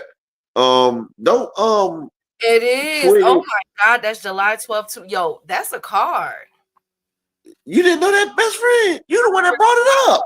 I know, I forgot. How did I forget that? How did I forget that? Those are one of the two most important fights of the summer. Subriel, Yeah, Sabril and Gary Antoine, those are two fights. And that right there would determine who's the top of the 140 division. Like, these are the motherfucking alpha and omega of 140 going at it. yeah. And I want to see if Puello can handle that Matias bomb rush. And I want to see if he's going to, man, that's going to be a fucking banger. Because Puello loves to fight on the inside. Remember? He loves to fight on the inside. He don't use his length. But Sabril Matias got that quick double left hook. And, you know, Matias likes to motherfucking beat you down. Boy, that's going to be hell. Boy, I can't wait. Like, I see shit like this gets me excited about boxing. But the only thing I hate about it, it's a rehab season card. So is the fight going to live up to the hype, or is it going to be some of that bullshit that we always get with those fight cards? Like, Turkey, don't fuck up my fight. Shout out to the PBC, because God, that's a good. Oh my God, Miss Barbara D, I have some Miss Barbara D, I have some bad stories about Old English. I don't even want to talk about it. That was the first beer I drank was Old English. Me and my brother used to drink them shits about a 40 ounce. I was like 19, no. I was like 17. My brother was like 14. We was drinking the shit out them motherfuckers, bro. And then when I came home from prison, we used to keep a bottle of OE. Then I went to natural ice. But that's when I'm out on the block with a 40. But when I'm at the house, I used to love the Dos Equis, the Newcastles. Newcastle, that's some amber ale. That shit is amazing. And I got the world started on the green Dos Equis. Like, that was about me. Like, the coolest man in the world. That was basically my life. Stay thirsty, my friends. You know, they took that slogan from me. And, you know, I was on Dos Equis when Dos Equis wasn't Dos Equis. You feel me? My God. My God. Yeah, that's why I stopped that Old English, because bro, 6500 knew that shit, found out it was malt liquor, and that shit used to tear my insides up. That shit used to fuck me up. That shit used to eat my goddamn ulcers. I used to have ulcers behind that shit. Like, my ulcers are really just starting to heal. Oh, I ain't even gonna lie, boy. When I was young, boy, I used to be on that motherfucking that Mad Dog 2020, that Ricks, while I was rolling. Then we had this other shit. They used to call it liquid crack. What was that shit called? It was called liquid crack. What the fuck was that drink? It was fruity as hell, but it was called Cisco. Yes, Brian the King Falcon. Cisco was so motherfucking bad. Cisco, man, Cisco was so amazing. They had to drop the alcohol content on that motherfucker. Niggas was out here wilding on that goddamn Cisco. Nah, I ain't talking about no Alizé, Andy. I'm just talking about the cheap nigga drink. That Cisco, goddamn. It was Cisco. I was like, she got dumps like a trunk. I was like, what? All night long. I used to have that thing and sing the thong. Let me see that thong. I was into the dragon on that shit, bro. That Cisco. I ain't know that Drew Hill named themselves after such a beautiful drink. Thank you. Thank you guys. Y'all are funny. I never had Cisco. I never even tasted Four Loko before. That's what I said, son. In August, we used to call that shit liquid crack. He said that was crack juice. Hell yeah, that's Cisco, boy. Whew. Cisco, and you can say what you want, but Mad Dog 2020, they had that Blue Island Mad Dog. That shit was good as hell. I know now, looking back, I was a fucking wino, but that shit tasted good. Like, you didn't even know you was getting drunk drinking that shit. Yeah, that Cisco, boy. We used to come in there with our trench coat gang, come out with about 4 bottles of Cisco. One nigga distract the clerk, we coming up out of that thing. Oh yeah, Thunderbird with the Kool-Aid packs. Yes, sir. The Boone's Farm for Keith. You know, that's the first drink I got drunk off of, a kilo. It's Boone's Farm. That's how you know I stick to my wine. I thought you'd have been like a boathouse for a box wine type of chick. Yeah, I am. I stick to my wine because I can't hang. I cannot hang. That says a lot about me. Boone's Farm. Oh my God, embarrassing. Stop the dog from barking. Well, you know, that's not the embarrassing. Embarrassing is we can't really blame you. You never watched Sugar Hill, New Jack City, none of that shit until we told you. So I watched, you know, what did we expect? I can't watch those type of movies. Like I'm watching them now, and it's just I don't like seeing that, man. I've lost enough friends to the streets, whether it was by death or by in prison. I'm telling you, Sonny, we used to pass that 40 ounce around the motherfucking circle. We used to pass the blunts and blunts and 40s. Look, it'd be 5 of us. We had 3 blunts circle. We have 2 40s, 2 bottles of Cisco, and a bottle of Mad Dog, all in rotation. That's a shame, Upper. Oh, how does Cavassier taste, Ronnie? I never had that either. Pass the Cavassier. Cavassier, it's good. I like Remy better. Matter of fact, Conjure tastes better than damn Cavassier. But see, me, I always liked it. Like when I started drinking and started getting that money, I started drinking like white. I couldn't do no brown because if I did, Oakland, you don't put Oakland, you better act like you from the hood, nigga. Mouths don't go on the bottle, nigga. You gotta waterfall that shit, Oakland. I don't know what hood you from, but you gotta waterfall it. You gotta waterfall that thing. But when I started drinking, I was a vodka and tequila type of guy. If I drunk brown, like brown used to keep me down a little bit, and it used to make me mellow. But white get me hype. Patron get me in the zone. You feel me?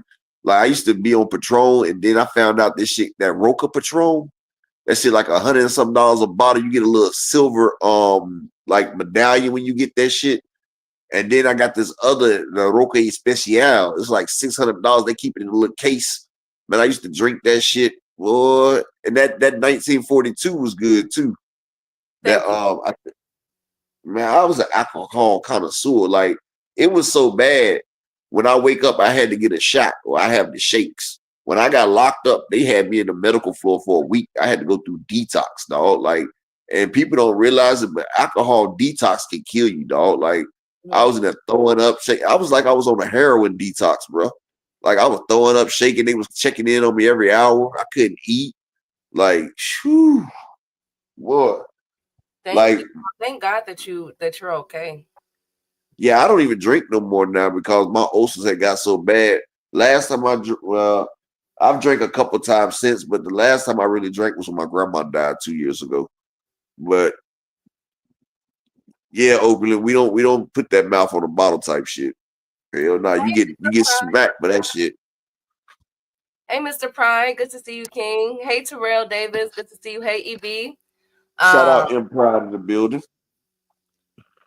St. Ives Special Brew used to be the ish. I never had that. St. Ives was pretty good too. And look, I remember we stole a damn case of them motherfucking Bacardi Summer Breezes. Them shit's good as hell. You don't even know you're drinking alcohol, like them Bahama Mamas and all them shit like that. It takes a lot of them to get you drunk, but them motherfuckers is good. It be good on the way getting there.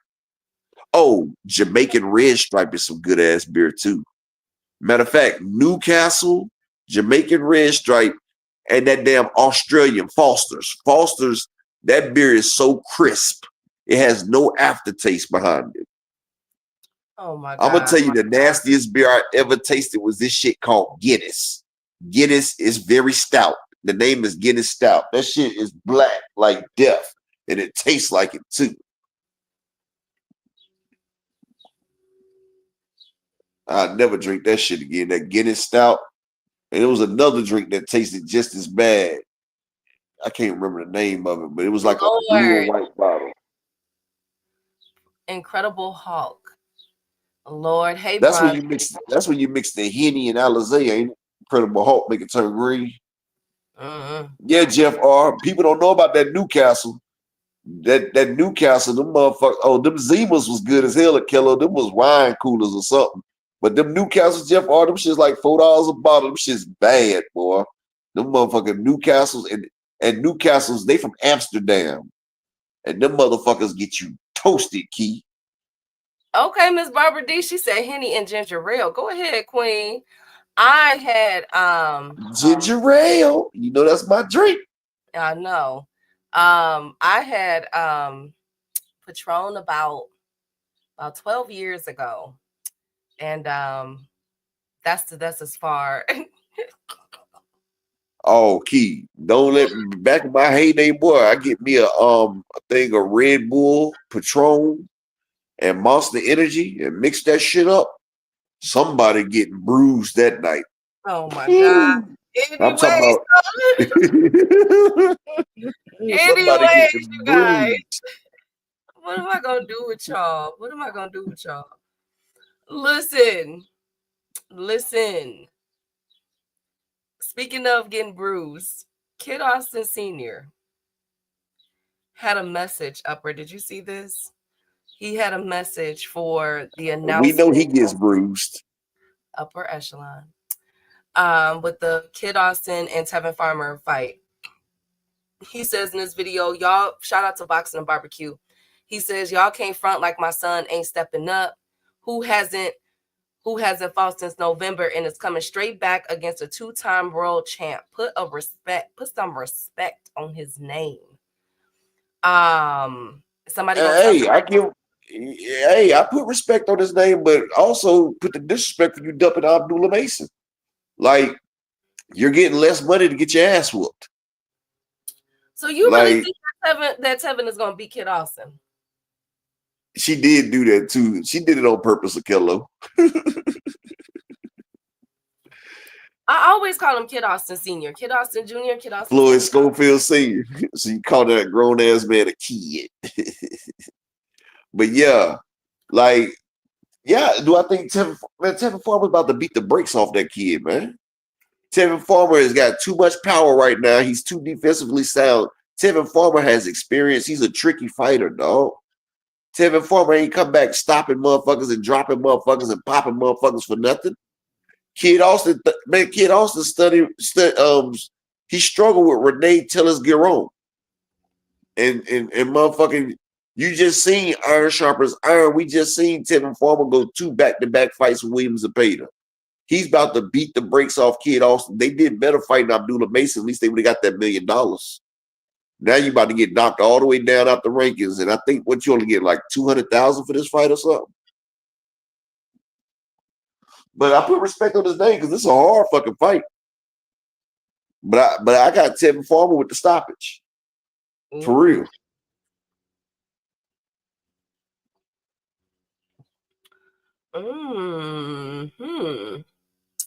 Okay. Tevin got the eye of the tiger right now. And he gonna put that evil glare on that nigga. Oh wow, Andy Gill, that's a hell of a fight right there. I would love to see Tevin Farmer versus Keyshawn Davis. That is a fucking great ass fucking fight. That is a fucking great fucking fight. Keyshawn versus Tevin Farmer. But Keyshawn ain't about to do that. You gonna have to give Keyshawn about 3 more years for Tevin to get ready to get close to the door. Speaking of close to the door, I just seen I just got a whisper. Canelo is not happy with what's going on with the Turkey situation. Shout out to my person that's listening. I don't even be knowing when my person be listening, but Canelo isn't happy with what's going on upper with not having a venue. Things are not settled and how things are moving right now. So you called it. Yeah, Canelo was pissed off. Yeah, Turkey gonna have to clean this up. See, Al and the PBC be having fighters spoiled though, because you know you get the goods when you with Al and them, but then when you go outside of Al and them, man, it's just janky promotions. And they fucked up by having Canelo fight outside the country on Mexican Independence Weekend. Like that's September and motherfucking May are Canelo dates that he got from Floyd. Like if he wanted to do a fight outside the country, it should have been in December or in July. You don't never take Canelo away from or in January. You don't take Canelo out the country in September and May. And a lot of Mexicans that I talked to, they said they boycotted the Canelo fight because they felt like Canelo shitted on the heritage going over there to fight in Saudi. That's why he only did 100,000 pay-per-views because they was actually mad. And then you got DZ Sanchez, a loyal Canelo fan, loyal to a fault. Motherfucker said she ain't buying no more of them turkey fights. Now, you just lost a motherfucker like DZ Sanchez. Just think of how many others that think just like DZ Sanchez that was upset. You feel what I'm saying? So, greed, boy. De Los Santos might stop Keyshawn. Kawhi, I said if De Los Santos could come at least 75%, Keyshawn would be in trouble, but De Los Santos not even going to be 40% for this fight, man. That's the worst Cinco de Mayo ever. Shout out to y'all. Speaking of Cinco de Mayo, David Benavidez did an interview yesterday. He's making this round. Mexican Monster. Yeah, shout out to Pound for Pound for the interview. And he said that Turkey wanted him to fight at Alcatraz. But David turned it down because he didn't think that was a good idea. Shout out to David Benavidez. That was a horrible idea. Turkey. No, David Benavidez is not going to fight at freaking Alcatraz prison. Like, what? It's not even opened yet. You know how much money that costs to get that thing going? My goodness. So he didn't think it was a good idea, but he is chasing Callum Smith or Anthony Yard. Who would you guys like to see with David Benavidez? Anthony Yard or Callum Smith? Either one of them is a great fight. Anthony Yard, that's going to be action-packed. I think Anthony Yard goes down in about 8. Callum Smith goes down in about 9. But Callum Smith, ever since that loss he got to Canelo, he has been boxing and barbecuing. But I thought Callum Smith was like a cruiserweight. But, you know, that'd be a great fight for David right there. He'll really get a chance to test his skills against the European. But I like both of those fights. Anthony Yard fight will probably sell more. But I told y'all, that's why Turkey went on that Bivol, you better not fight David Benavidez shit because he didn't want to play ball with Turkey. And that's what I'm saying. Turkey the type that he want to get his ball and run home if you don't want to play his game. So, you know, fuck Turkey. Fuck his bullshit. Shout out to the Mexican Monster. He done gained even more respect for me for standing on motherfucking business and not letting this motherfucking overbearing dictator, this overbearing dick taker motherfucking control him. Absolutely. I'm very proud of him. I think that any of those fights, I would love to see him versus Callum Smith. I ain't gonna lie, I'm being biased here. I would love to see that, y'all. I'm not even gonna stunt to y'all. Not even gonna stunt. But shout out to David Benavidez for knowing his audience. You got to know how to read the room. I didn't even finish with the Boots Ennis thing. Upper, I don't think that Boots Ennis could duck Teofimo Lopez, and Teofimo just fought at 140. I just can't see it. Boots just won about 2 months ago, lineal champ against Stanionis. Teofimo Lopez just beat Arnold Barboza for a 140 fight. How can people fathom the thought that Boots is ducking Teofimo Lopez when Teo, like, what? I'm sorry. Maybe my bias against Teo is showing, but I just don't feel like Boots is ducking Teo. Because Turkey has said it before the Stanionis fight, before Turkey set up the Boots and Stanionis and the Teo and Barbosa, Turkey said he wanted Teo and Boots next. He said that. Remember Turkey said that? And Teofimo has came out and said, fuck Devin. I don't want him. I want to be 3 times lineal. He's calling him out. It's like when Mikey Garcia was calling out Earl. The man is coming to your doorstep. He calling you all types of punk ass bitches, and he say he wants that smoke. So And they say nobody you wants to not. fight Devin. Nobody wants to fight Devin. That's a Nobody wants free to fight fight Devin. card. That's a 2B fight. Ain't nobody trying to. Motherfuckers ain't trying to chase Devin down. You see, they don't want to chase Shakur. Now you got to chase Devin too. Devin's appeal was the fact that he would sit right there and fight with you. But Boots had already known about the TO fight. They had already let him know ahead of time. So for him not to damn participate in it, it looks kind of, fucked up. I mean, So that man won't. would you call him a duck? I mean,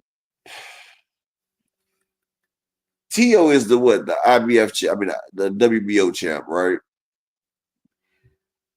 Yes. So he can't force the mandatory. I say if TO call you out, first off, man, you should beat this nigga ass on GP. All these niggas and bitches he been saying. Like, you got a chance to whoop this nigga for the culture. Yes, I'm gonna call you a duck if you don't go get this nigga, dog. This nigga has been disrespecting your coach. He disrespects your daddy, nigga. Your daddy is black. Your daddy was part of the niggas he disrespect. Do this for the culture, Jerron Ennis. Shit. I'm not, Brian. I'm just saying, I'm like, dang, Devin was the one that said he wanted T.O. And it's like everybody looking past him, like, dang it. Andy says, truthfully, T.O. washes Dev in that dang ring. Ooh. Hey, Thrill Hill. Thrill said it's not a duck, but the only one. Check that boy. Yeah. And he's moving back like nobody didn't check him. So I don't look at it as a duck up in chat. I ain't even gonna lie to y'all. And maybe that's my bias against T.O. because I don't care for him. My whole thing is how you duck Brian Norman Jr. to now you all of a sudden want to call out Boots Ennis. I think it's a payday thing. I'm not even finna stunt to y'all. I think it's a pay. Like I think he just want money because the person to be and to get the check at 147 is Boots Ennis until Ryan Garcia can get his stock back up. You feel me? So T.O. beats Norman. Hell no. I don't think so. I think Brian Norman Jr. stops T.O. That's like I think T.O. beats Norman. Norman is perfectly laid out for T.O. I think Norman comes T.O. was perfectly named out for Norman. now because Norman plays right into T.O.'s strong suit. Norman comes forward and he's sloppy with it and he smothers his shots. T.O. is best when he has somebody pursuing him. And T.O. can sit back and pepper that nigga all day like he did Barbosa, like he did Josh Taylor, like he did Loma. Like I say, you're not gonna beat T.O. coming forward and just rushing him. You have to make T.O. come forward. And Brian Norman and his dad ain't smart enough to think that. They're gonna try to motherfucking nail the hammer into the motherfucking thing, and T.O. is gonna style on that nigga. He's gonna counter that nigga, dog. That's what it is. He's gonna counter that nigga. He's gonna make Brian look stupid. I'm telling you. That's why we need Boots, somebody that can change it up. Brian Norman's not that good, Key. I don't know why. I think he is. I think Brian is a good fighter. I don't think he's Boots. I think he's a B level. And that's good. That's saying something. I think he's a low B. Like, I think he's a low B level. I mean, he's an undefeated black fighter. I give him that. Yeah. But yes, T.O. Matter of fact, Brian Norman versus Speedy Rashidi Ellis. Remember, they turned that shit down. T.O. versus Thrill Hill, I feel you with that. T.O. versus Speedy. That's a good fight. Yeah, that's a good fight. But you remember Brian Norman talking about he was giving Rashidi a chance. Then he said, fuck that shit. They were scared of that shit.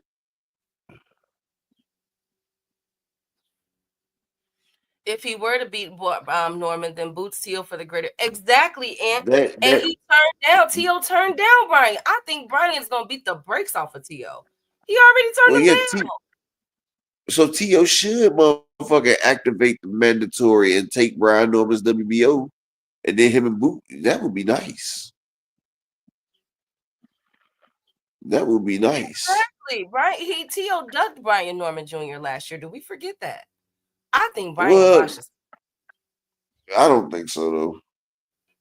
I mean, T.O. is adamantly calling out Boots. He want that motherfucking payday though. Like, I don't know.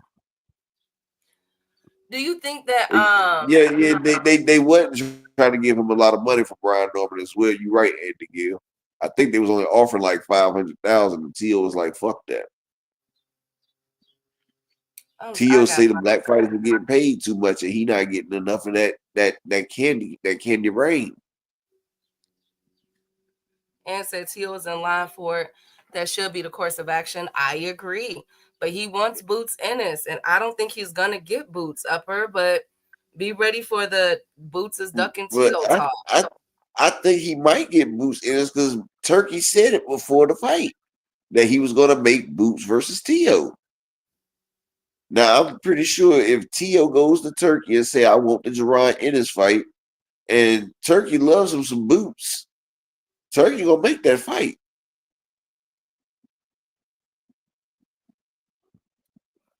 Yeah, but that 500K potentially turns into more money in the long run. They Yeah, don't it think like does, that. and it does, but they don't think like that. You know, T.O. say he not fighting for less than $1 million nowadays. And you see Bob Arum been trying to cash T.O. out. He a damn headache. I don't blame Yep. him. T.O. is a headache. Yeah. T.O. did not get 10 million Three Hill. That was a lie. Devin and Ryan did not get 20 million and all that shit right there. All that shit was fabricated. Them boys didn't get more than 3 million, bro. That shit was some bullshit that somebody put up. When they said Ryan got 20 million, Canelo got like 100 million, Devin got like 20 million or something like that. That shit was all fake.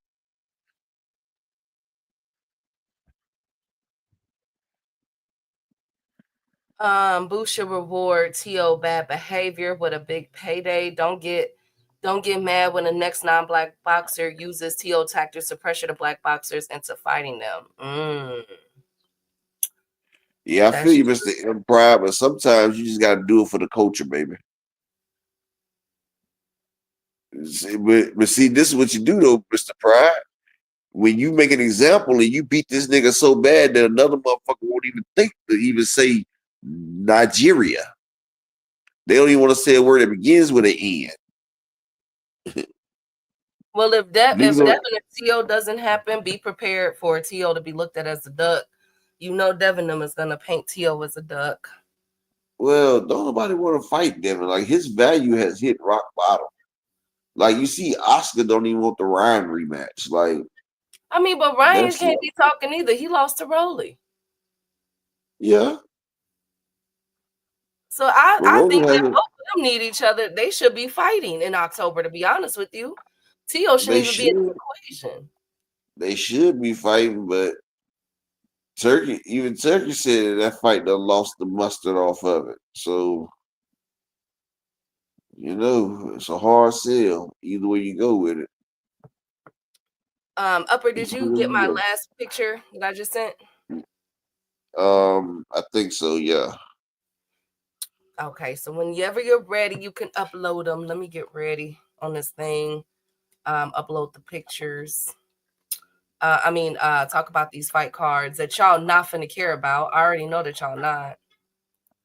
I know that y'all not. Y'all don't care. I think Norman even loses to Rolly. Rolly got popping. Norman ain't proved he's a top fighter yet.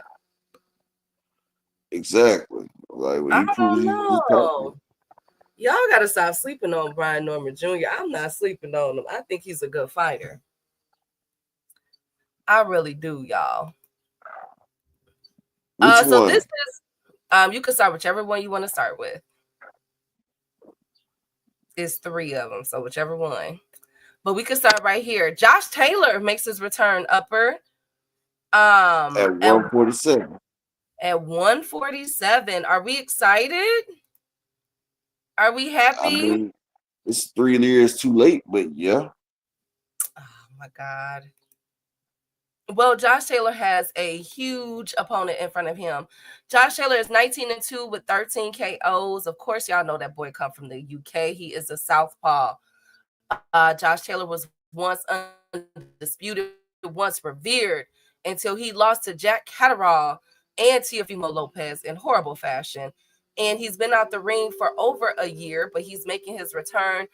He's fighting Ikao Usman, who is orthodox out of the UK. Ekal is 21-1 with 8 KOs. He lost to Harry Scarf back in Manchester in 2023. Now Ekal has been, in the ring. His last fight was back in November. So he good. He won a majority decision in a 10-round ring against Ben Vaughn, who was 10-0. So who we got? Josh Taylor or Ekal Usman? Upper. Josh gonna destroy this nigga. Really? It's kind of I got Josh Taylor by stoppage. What? I got Josh Taylor by stoppage. This dude right here is not good enough to expose Josh Taylor, and Josh Taylor's at a weight that he's comfortable at now. Yeah, he's still on top rank, Andy Gill. Josh Taylor's gonna wash this nigga, dog. Wash that nigga like he got Dawn in the dishwater. No, I didn't see that, Thrill Hill. That's funny. I'm looking forward for the Leo and Kamita fight. Yeah, that's a good one. I got that one. I think I have that one on the card too. I'm not touching this fight because I don't know how Josh Taylor is gonna look. I'm not even finna lie to y'all. Like, I don't know how Josh is gonna look. I don't know. Next up though is in the middle, Nathaniel Collins. A lot of people is high on him. They like this guy. He is 16-0 with 7 KOs. Hail out of the UK. He's a southpaw fighter.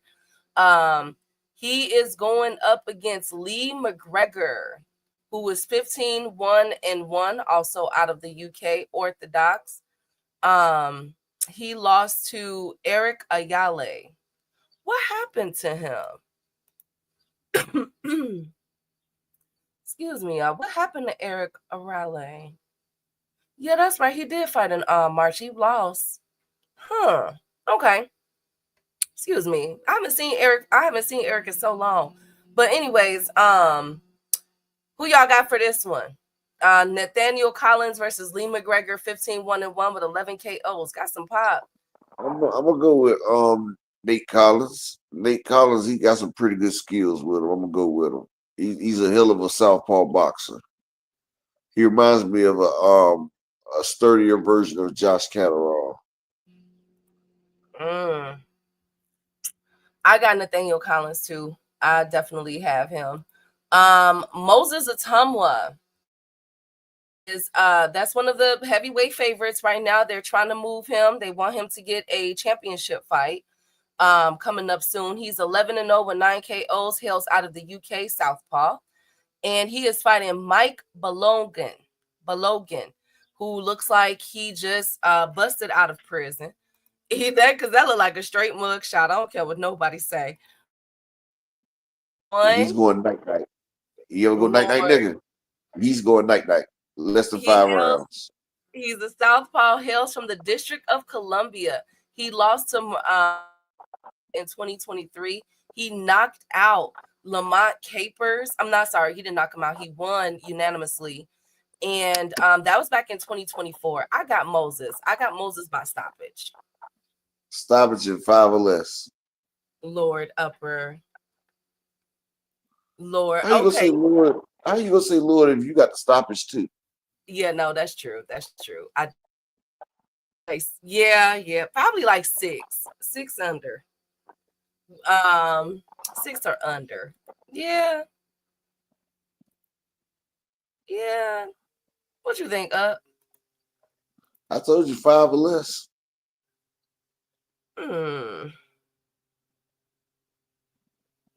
I wouldn't be surprised if he knock him out in the first round, to be honest, or the first 2 rounds. That's for sure. Because they're the way that they're moving him. There's gonna be another one that make him look good. That's for sure. But next card, damn, we got Lord. Now, mind you, on this card that I just talked about is this is a DAZN card. Frank Warren is 1, 2, 3, 4, 5, 6, 7, 8, 9. God, we're gonna be here all day. Okay, we're gonna be here all day. Terry Harper's card is up next, ladies and gentlemen. Terry Harper, one of UK's darlings, 15, 2, and 2 with 6 KOs.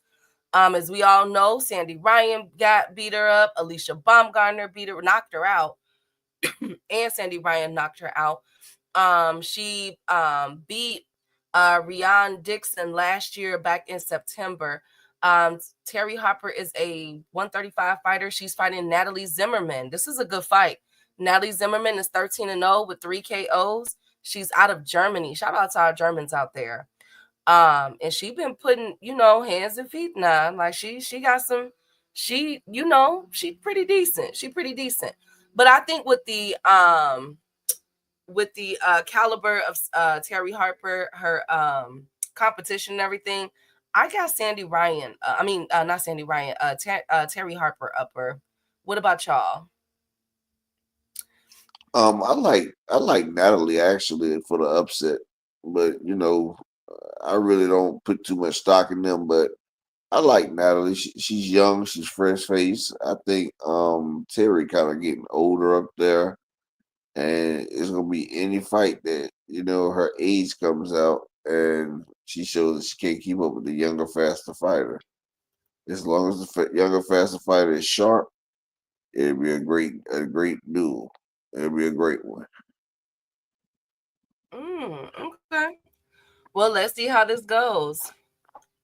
I know, and now let's see how this goes. I think I'm gonna still ride with Terry. I think Terry might have something for me. Let's see what Terry could do. Okay. But upset alert on Watch that one. out, Terry. What's that Snoop Dogg? He was like, watch out, Terry. Drop it, Terry. Get out of there, Terry. Right. Yep, I remember that. Next up is Maxie Hughes, 28, 7, and 2 with 6 KOs out of the UK. He is fighting Archie Sharp. Archie Sharp is 25 and 1, 10 rounds.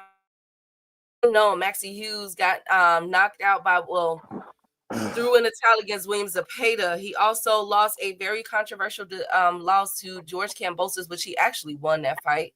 And we know the rest, Liam Walsh, everybody else. Archie Sharp, upper, he's from the UK, Orthodox. He lost to Ryan Gardner in his last fight. And it was at 129. Ryan Gardner was 15-0. But he won by points against somebody that was 17, 14, and 2. And his last other opponent was 16-9, 16-7. Y'all get the rest. Who we got, Maxie Hughes or Archie Sharp? Archie Sharp is a good fighter, but I got Maxie Hughes putting on a clinic and just utterly embarrassing this guy out there. I got Maxie Hughes for the victory. For the vitriol. I do too. I think Maxie Hughes will pull this one out. I really do. And then next up, because we got this fight card is long too, is 1, 2, 3, 4, 5, 6, 9, 10, 11. Because we ain't got nothing better else to do. You understand? So it's all these fights, UP. Last up is James Flint. Who looks like a leprechaun. Doesn't he look like a leprechaun upper with his pointy ears? I was like, he looks like a leprechaun. He's 15-3 with 2 draws. He is out of the UK. One looks like a leprechaun, the other one looks like a chomo serial killer. Thank you, upper. He's the one that beat Campbell Hatton back in 2014, but he recently lost a few weeks ago. He beat Campbell Hatton and then he lost to Cal Boyd. So Cal Boyd and then Campbell Hatton. He beat Campbell, and now he's fighting Hathim Lamuz. Lamuz? He's from Malta. Is that Italy? I don't know. 21-2, 9 KOs. Orthodox fighter upper. He's coming off of a knockout win against Paul Johnson, who made his debut. He did lose to someone that was 10-2 named Keenan Wainwright. These people are not from America. They're not fighting in any of the countries I've visited or know of. Paola, I don't know. But anyways, James Flint versus Hathim Lamuz, 21-2. Where's my Lucky Charms? That's what I'm going with. Lucky Charms. Lucky Charms, 15-3-2.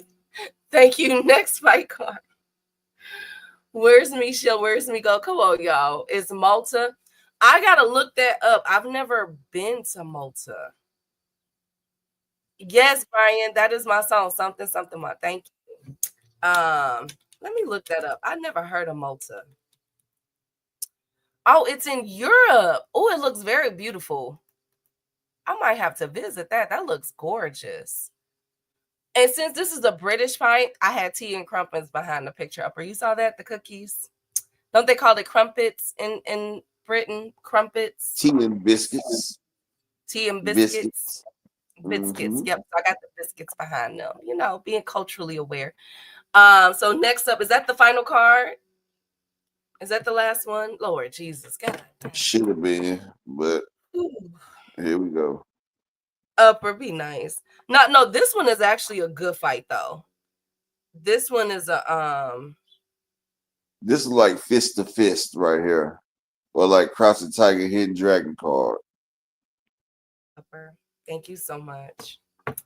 Now this is it. This is my this is actually a fight that I am wanting to see. It's Angelo Leo's card. This will be occurring in Japan. So yeah, let's get it. So let's start at the bottom because Lord, I don't mean to butcher these guys' names, y'all. Please don't get mad at me. Please don't get mad at me, y'all.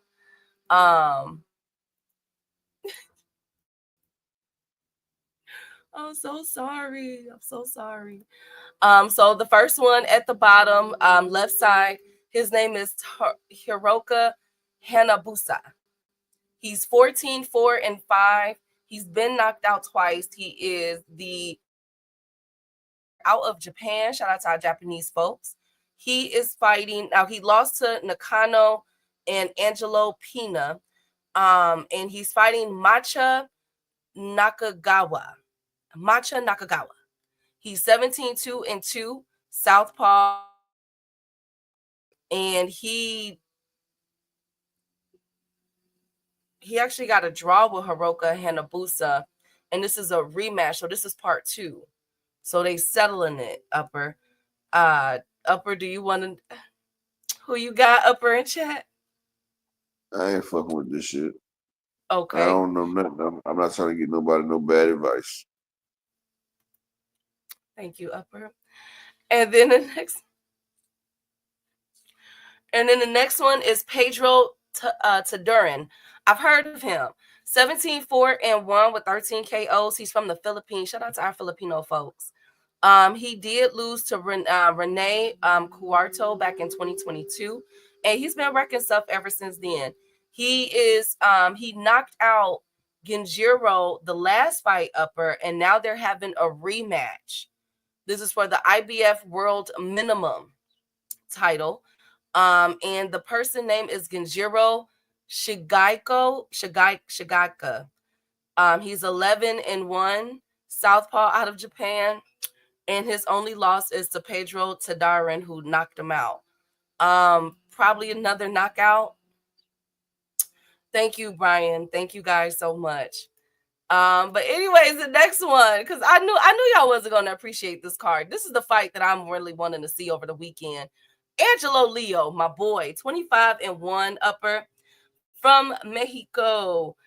He is fighting Tomito Kamita, who's 42-4-0. He's from Japan. He is an orthodox fighter. His last loss was in 2023 against Lorato Delmini. I didn't watch that fight. Upper. But he did get redemption and beat Larudo again his last fight back in August of last year. He's fighting Angelo Leo. We know how Angelo Leo was coming.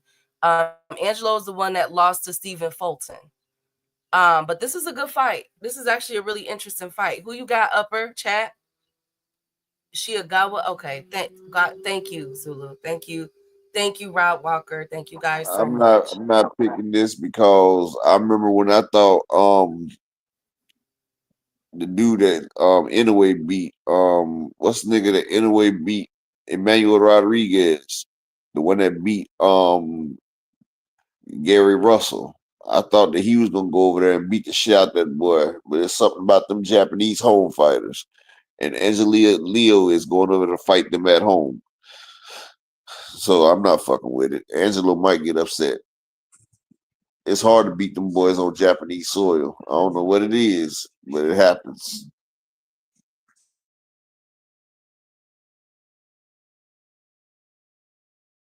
Okay.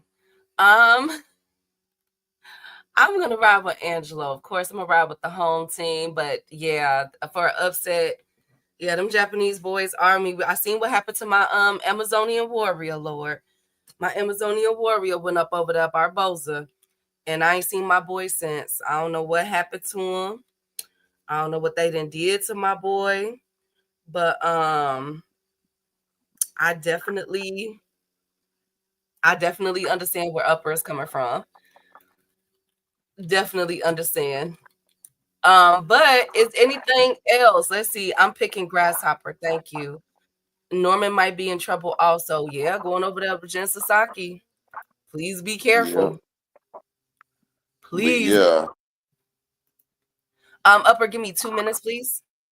All right. Well, I appreciate everybody that came out today. We about to get us one of the murder mysteries. Dr. Key is getting it ready right now. Salute to everybody that came through. Salute to everybody that supported the grind. Hit the like button. Y'all know how Dr. Key gets ready when she about to get in her zone. If anybody else want to donate to the channel, the chat lines is open. The PayPal and the Cash App is open. Yes, it is. And I appreciate everybody that did support on this Shabbat. You know, this the Holy Friday. And if you are a practicing Israelite, when you practice it, make sure you buy what you got to eat or what you got to get before sundown. And you know you're not allowed to buy nothing else until tomorrow sundown. So make sure you got sandwich meat and stuff like that so y'all can eat because you ain't supposed to cook for 24 hours. So you ain't supposed to cook or do none of that. So make sure if you're gonna uphold it, uphold it. You know, spend time with your getting yourself known with your laws. You feel what I'm saying? Get your laws and everything together, you know, follow the commandments. And like I said, salute to everybody. And if anybody else want to donate today, you can. The doors of the chat is now open. Close the doors, like the nigga say. What's that dude name? What a nigga say, close the goddamn doors. Y'all know who I'm talking about. But salute to everybody right now. Dr. Key should be back in just a second. She said she was. I got to get ready to get stuff together for Shabbat as well. Are you back, Dr. Key? Yeah, Marvin Sapp, hold niggas hostage in here. Y'all motherfuckers donate for the doors don't be open. That's what he said. But yeah, I appreciate everybody that does donate though. I mean, I really do. I don't take it for granted. Like this economy and everything. So yes, I do appreciate each and everything that y'all do, when y'all do it, how y'all do it, like y'all do it. You know, we the AFC family, FSG, and Dr. Key need to come on and give us our murder mystery. Those was bars. AMC, FSG, Dr. Key need to come free and give us our murder mystery. Yes, sir. You hear? Yes. All right. Peace and bless to everybody. Upper is out. So boxing talk is off. Is done. Hope you guys enjoyed it. This is my time to give a true crime story. I like to bring true crime stories to you guys every Friday, at least almost every Friday, of crimes that y'all never really heard of, not really familiar with. And this is one of them ones. Now, what makes this case, what has stood out about this case for me when I first read about it is because it changed so many laws, right? This was one of the first, one of about 20 individuals that was executed due to the crimes he committed as a teenager before he turned the age of 18. And so a lot of people, in the Justice Department, use his case as a way to acquit people from receiving a death penalty and just getting life in prison if they are under the age of 18. Okay. This is one of those cases. Now, what happens when you raise, I know, Rod. Bye, Big Block. Thank you for coming through. What happens when you raise a child and this child begins to tell you that he's hearing voices in his head? He or she is hearing voices in his head, and he then takes on a different path in life, and he gets into the occult and begins speaking with the devil, and the devil tells him to do certain things, and he carries it out. This is basically the devil made me do it story. I know some of you guys look at some of the Conjuring movies that come out, and the devil made me do it. This is one of those type of stories. And a lot of people feel as though he should not have been killed, executed due to his crimes, because he was asking for help. But I want you guys to give me y'all input on this when I break the story down. So y'all already know the deal. If you're going to roll up, go ahead and roll up, pour yourself a drink. Sit back and allow me to paint this picture, paint the story with words. This is the story of Sean Sellers, aka the Devil's Child. Now, Sean Sellers was born Taurus, Lord Jesus, 1969. Okay, he was born in why can't I think of the name? Oklahoma. Excuse me. He was born in Oklahoma, and he had both his mother and his father. Now, his mother's name was Vonda, and you see her at the bottom. Okay, that's his mother and his stepfather. Actually, his real father was named Lee. And no, excuse me, that was a stepfather. His real father, we really don't know who he was. All we know with with his real father, was that he probably has some alcohol problems that was being reported. That's what they were reporting. He was not really in the picture like that. And when Sean was about 2 years old, the mother and the father ends up divorcing. Well, the mother worked, she was a single mom, and she kept a job on her. Can't even stunt. She was working at convenience stores, you know what I'm saying? Really trying to make a way for her and her son. But one thing about Vonda was that Vonda loved love. Okay. She loved being in relationships, and she had been with Sean's father for so long. And so what ended up happening was, quickly she ends up meeting a guy named Lee. Now, Lee was known, he was a truck driver. He always traveled for work, but they fell quickly in love. And then within a matter of weeks, they were living together. And within a matter of months, they were married. All right. So Sean had that void, you know what I'm saying? Had that void filled, at a young age. Now he has a stepfather. Well, as they were doing, their blended family, Lee would take the wife, Vonda, and Sean on the road with him, and they would begin to move around a lot. Okay. So this is where we begin to see that there's really no structure in the home, but it really didn't impact Sean. See, Sean was as a child, he was described as very quiet to himself, but he excelled. You know what I'm saying? Like, he didn't have any issues at school. In grade school, there was nothing about, him getting into it or having a temper or being disruptive in class. He no matter how many schools that he moved to, when they traveled to Colorado or California, he would do it. Well, one day, his mother Vonda, she decided to leave Sean at the grandparents' house in, if I'm not mistaken, in California, and just up and left. And so she would travel with Lee as they would go on throughout the world, and throughout the nation, while he was a truck driver. And the grandparents would, make sure that Sean was cared for, make sure that he had food, that he was attending school and everything else. Now, Vonda wasn't one of them type of moms that would just dump their child and not see them. She would come and spend time with him every month, still be in his life, still send money and make sure that he was okay. All right. Well, as Sean grew older, probably like around 10 years old, that's when Vonda came in and took Sean from the grandparents' house and decided to, he's going to come stay with us now because we have a pretty stable life. We don't have to travel as much. Well, this is where we first see that. Remember, I said he was calm, he was going to school and everything. This is where we first see that Sean was not happy. He expressed his frustration and his anger because he had, finally got a, groove with everything. He was, he loved the school that he was in. He loved his teachers.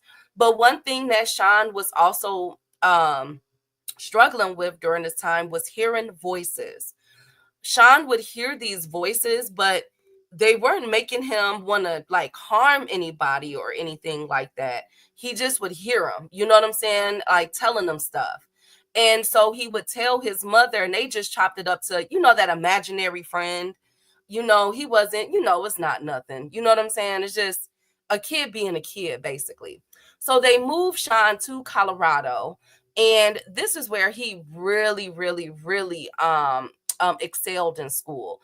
Something about the Colorado school district that for him, like it clicked for him. He was outspoken more. He was academically sound. The teachers were just thrilled because, wow, you're coming from a whole different type of world from California, coming into Colorado, and you're not having any issues at all, academically or making friends. And Sean really felt like, okay, this is home for me. But unfortunately, all good things have to come to an end because Lee, the stepfather, ends up getting a job back in Oklahoma. So Vonda comes and tells her son, like, hey, we got to move again. And he was pissed. At this time, Sean is about 15 years old. And he's like, yo, I just made a real, like, no, I can't keep moving like this. And Vonda's like, I'm sorry, this should be the last time. This is the last time right here. So Sean ends up, he protested, as we all know, the move, but he had to go in and ride it out with his mom and his stepfather. So when they made it back to Oklahoma City, he ends up attending a high school. And in this high school, he met another teenager named Richard. Well, while him and Richard were friends, they weren't really in-depth friends. Like, they really didn't communicate like their desires or anything. But remember when I said Sean still had these voices, you know what I'm saying, that he was still struggling with? They weren't telling him to do anything crazy, but he still had them. Well, one day he went to a convention. It was like a book convention of some sort. And a person walked up to Sean and gave him a magazine. And it was a satanic magazine of metal bands and artists that, like that Insane Clown Posse. I don't know if you guys ever heard of ICP. I'm not saying that they're devil worshippers or anything, but I know the goths that I was in school with, that's who they went to, that heavy metal type of groups. And so it was like one of those, like those magazines that just showed those, artists that were different, basically, and that were into the occult. And so this like intrigued Sean so much so that after he read the magazine from front to back, he went to the library and began to research other satanic and occult material. And that's when he found a book by a satanic book or Bible that was written by Anton LaVey. Now, if you don't know who Anton LaVey is, boy, oh boy, do we have a lot to talk about. Anton LaVey is known as the starter, basically the grandfather of satanic worship here in America. He wrote the Satanic Bible. He also wrote the Satanic Rituals, the Devil's Notebook. I mean, there's so many things on Anton LaVey. That's a whole, I can't wait to do a true crime on him because, whoa, it's a lot with Anton LaVey. He's out of Chicago, Lord Jesus, Anton LaVey. And basically, he went to California, and that's when he started his occult work. In these books, he teaches people how to worship the devil. Now, let me say this. Let me start out with this real quick. Just because you are a part of that, or you have different, religious views on the devil or God or whatever you worship, I'm not saying that if you take this path that you're going to be a killer. I'm not saying that. Okay. So I don't want, people to think that. But with Sean, that's pretty much what happened in this case, okay? Because in these books that Sean was reading by Anton LaVey, he was basically trying to get on that level. He wanted to be a warlock, okay? He finally felt that there was people out there that understood what he was going through. Remember those voices? Well, Anton LaVey talks about that inner voice and how you should fulfill, you know what I'm saying, that like that you should talk back to that inner voice basically, and really tap into that power of yours, because that's the devil, and one thing that Anton really put in his work was about freedom, the freedom of will, okay, and being able to express yourself and do what you want to do. That was your power, all right. And so now Sean is feeling that. He's reading these books now, but he wants to really like dive in. So he gets the Satanic Ritual book by Anton LaVey, and that's when he began to try to start doing his rituals. Well, they weren't working enough. Well, then one day, and this is from Sean, okay, I'm not making any of this stuff up. You can see his interviews on YouTube. Well, one day, Sean, for some odd reason, he meets a woman. Now, this woman name, I'm not going to repeat it because that's her satanic name, and I just don't feel like, I'm saying, y'all could tap into that and learn about that on y'all own time. But this witch, okay, approached Sean and gave him another book. Now, this book was a rites of passage book. It taught Sean how to really get the magic going, okay? And so this witch would spend time with Sean and teach him blood magic, will teach him how to conjure up spells. So basically, he was reading the LaVey books wrong, basically, like he was doing it wrong, and she helped fine-tune it. You know what I'm saying? Fine-tune him, basically. Okay. I hope y'all catching on. Okay. So Sean was now in the money to the point where he would begin to carry around his vials of blood around his neck, and he would drink it. He would begin to really tap into this dark nature. Now, remember those voices that I said he had been having all these years? Well, now they were growing louder. And now these voices were telling him to do stuff. And he would begin to see shadows. And he would feel like somebody is following him. And he was just tapped into some things that he just shouldn't have been tapped into, if you get my drift, okay? Well, remember, he met a guy named Richard when he first moved into back to Oklahoma. Well, he finally confessed to his best friend and told his best friend Richard what was going on and how, everything that he was doing, and how, this voice in his head kept telling him to unalive someone. Well, Richard was like, oh my God, wait a minute. You too? And Sean was like, what you talking? Like, what you talking about? And so Sean tells him, like, Richard tells him, like, look, I've been having this voice in my head, and I too worship the devil, and I'm into the satanic occult. So a pact was started between these two. And Richard and Sean would begin to study the occult together, and they would begin to cast and do spells together. Okay. So, Richard will be going to wearing vials of blood around his neck and so forth and so on. Now, it just continued. They just continued to ramp up, but they really wanted to get the devil's blessing. Like they felt like, how could we please, you know what I'm saying, the devil? Like, how can I make sure I'm with him for eternity? And so Sean heard a voice, and the voice said, you have to unalive someone. And so he told Richard, and Richard was like, I was thinking the same thing. Yes, I think in order to be truly initiated into this, we would have to unalive, someone. Well, one day, just so happened, Sean had ended up meeting a girl. Ironically, her name was Angel. Now, Angel was 15 years old, and she was known as an unruly child. She was just a bad teenager, okay? So much so that Vonda, Sean's mother, did not want Sean being with her. Okay. So they would get into it with each other. Vonda would basically cuss out Angel in front of Sean and say, you're not welcome in my home. You a fast tail little girl. So Sean would have like this grudge towards his mother. But one thing about Angel told Sean that she was being abused by her parents.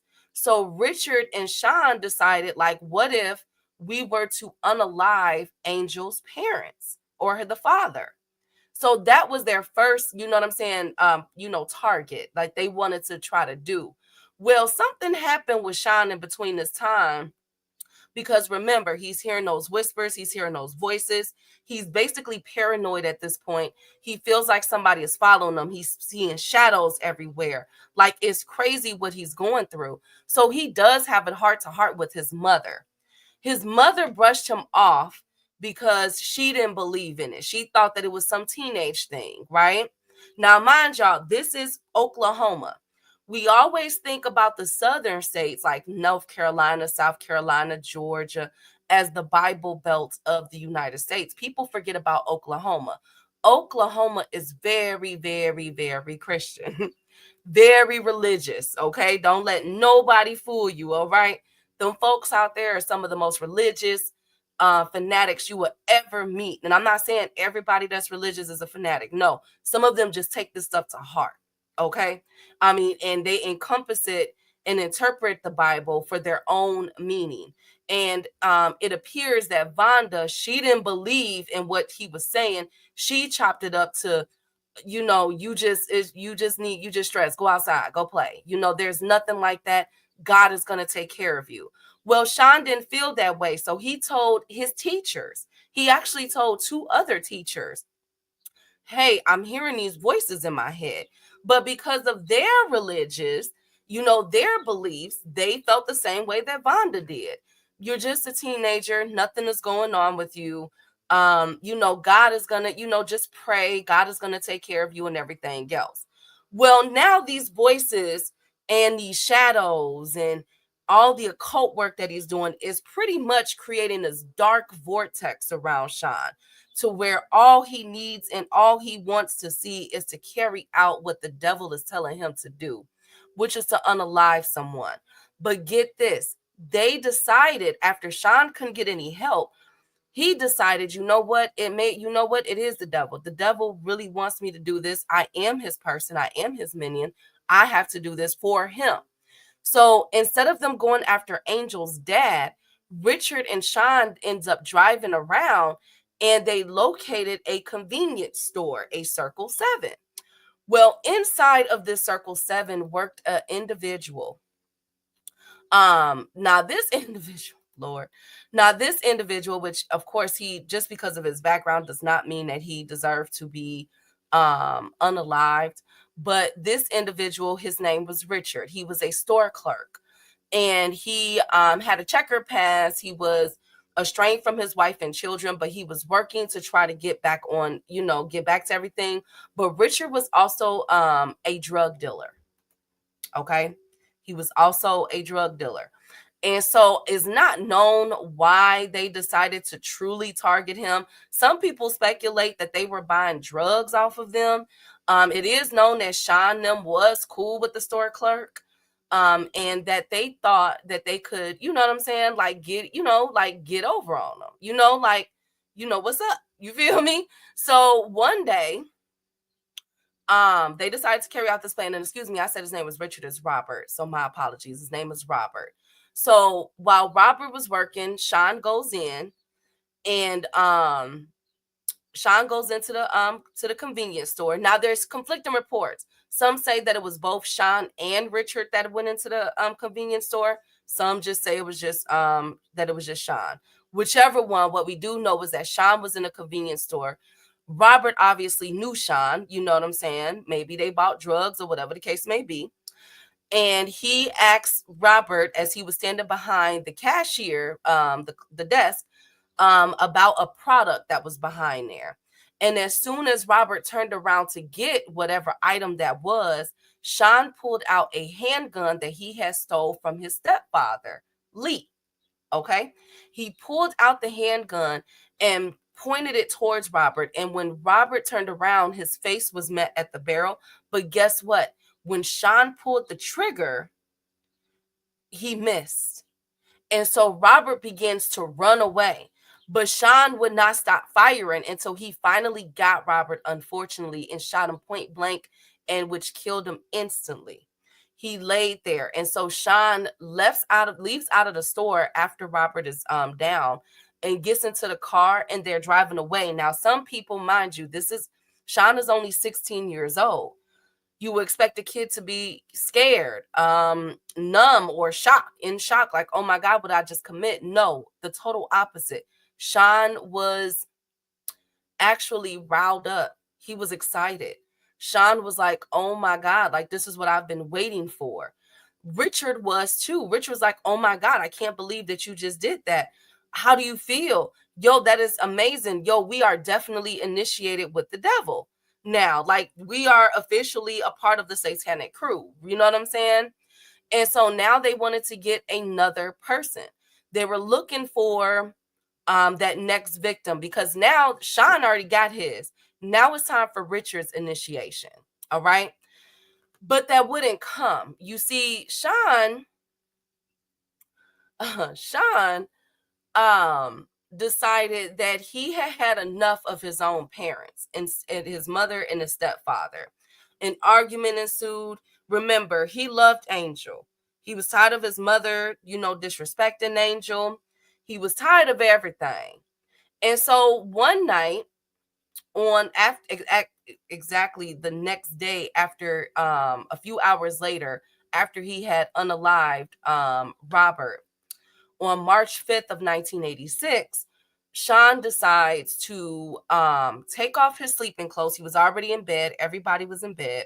He decides to take off his sleeping clothes, and only in his underwear, he crept into his mother's and stepfather's room. He then crept back into that area, in their closet where that handgun was. He had put it back. He took it out again. And he walked over to his stepfather while he was sleeping and pointed the gun and shot him point blank. The blast woke up his mother, and he shot his mother. But guess what? She didn't die instantly. She was screaming and saying, Sean, what are you doing? And that's when he shot her 2 more times. He then began to shoot into their bodies multiple times to make it seem like, like it was a robbery going on. He then took the gun, put it away in his belongings. He ransacked the house, their rooms, threw everything down, the perfumes, lotions, flipped over tables, did all of that, and then went into his room. He did that to make it look like a robbery. He then went into his room, got dressed, packed the gun up in a bag, and then went to his friend's Richard house. He then told Richard, once he arrived, if anybody asks, I was here all night. Richard like, okay, cool. So then Sean takes out the gun and hands it to Richard and was like, hey, I need you to hide this, dispose of it. Richard said it's okay. So that's what they do. So the next morning, Sean gets up, and him and Richard had a girlfriend too. They all walked over to where Vonda was working at a store. And Sean acted like he was looking for his mother. He went into the store, asked the manager, hey, have you seen my mom? And she came in yet? I got to tell her something. And she's like, oh no, your mom isn't in yet, but her shift doesn't start for a few more minutes. And Sean's like, okay, well then I'll go home and see, where she is. So then Sean goes home with Richard in tow. And he tells Richard, hold on, wait out here. Let me go see if my mother is, if they're back in the house. Mind you, their cars are outside, but Sean is playing this game because he hasn't, confessed to everything yet. He goes inside, and that's when he runs back outside and is screaming to Richard. Richard's like, yo, what's wrong? So Richard goes in and sees it and is like, oh my God, your parents. So Sean leaves out and is running around the street asking for help. This is all a game, ladies and gentlemen, okay? He's asking for help, calling for help. A neighbor is outside, sees what's going on, asks him to calm down, and he tells her to call the police. The police comes, and an investigation is started. They're asking what happened. They're checking out his alibis. He was at Richard's house, and they know that he was at his mother's job looking for him, right? Looking for her. So at first, he was not a suspect. But a couple days into the investigation go by, they realized that, wait a minute, Vonda didn't have any enemies, and Lee didn't have any enemies. They also noticed, why would someone ransack the house and not take any type of anything of value? Their wallets, purses, everything was still there. Cars are still outside. Like, this was not a true robbery. Like, this didn't look right. Something smelled funny. And so one of the detectives decided to, you know what, let's question those two boys again. Let's really get into the nitty gritty to see what's going on. So they question Sean. They bring him in for interrogation. He's playing dumbfounded. He doesn't know what happened. I told you guys what happened. Well, they asked Richard. And Richard was a little uneasy. Like, he was down with that Satan worship and doing all that, but he also know what they had just committed. They also know what, with the robber guy back at the convenience store. And then all of a sudden, your parents wind up unalive. Like, something isn't right here, ladies and gentlemen. You feel me?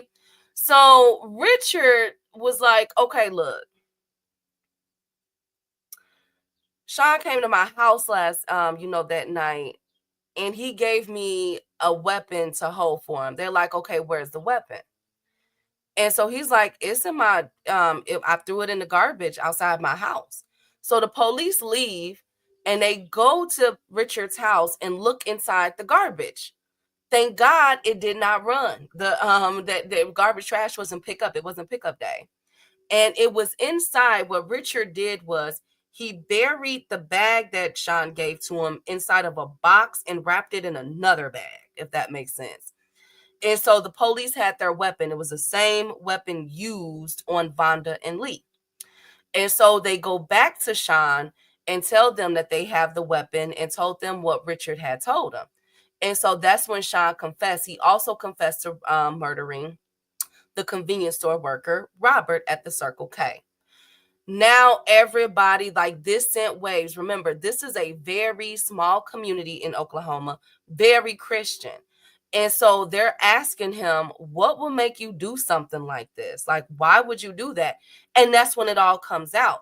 They begin to look into Sean's personal belongings, and they saw the vials of blood. They saw the Satanic Bible and that book. Remember, he was coached by that witch.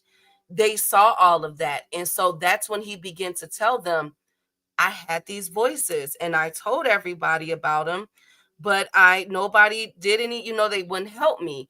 I was told to unalive these people to be, so that I can spend forever in eternity with the devil.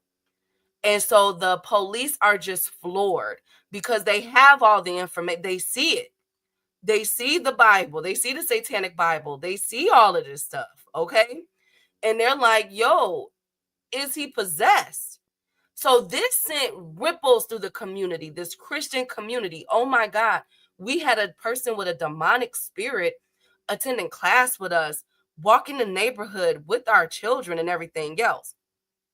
So they decided to charge him with capital murder for the murder of all three of those individuals. Richard was able to receive immunity from his accomplice in a crime with Robert, being that he would testify. So let's get into it. This was so controversial because it's not like it's not documented that he was telling his parents and his teachers about the voices in his head.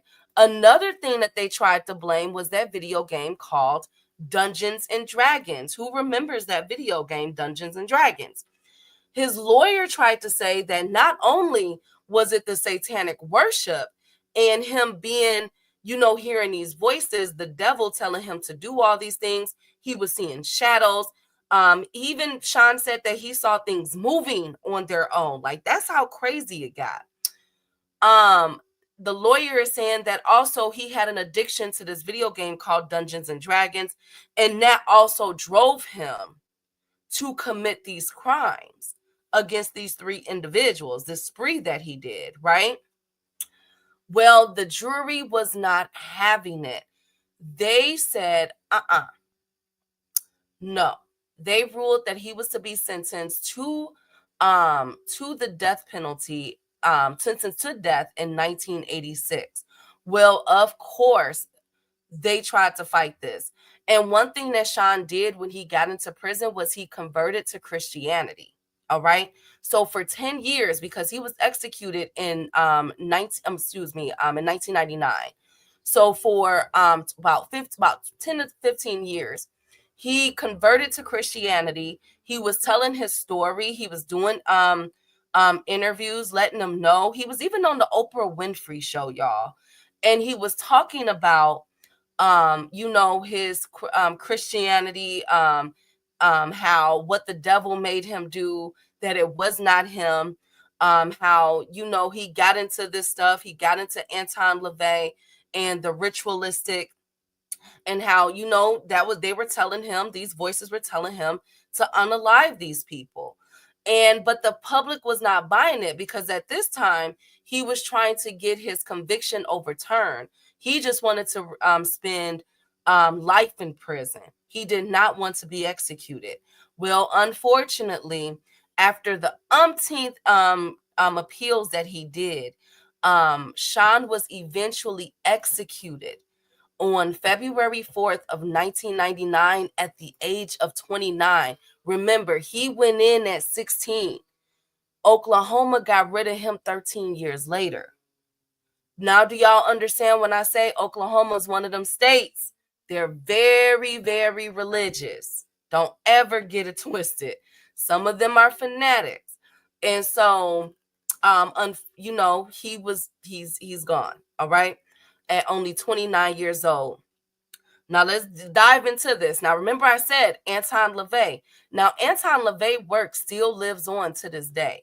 All right. Again, he's known as the founder and the writer of the Satanic Bibles and everything else.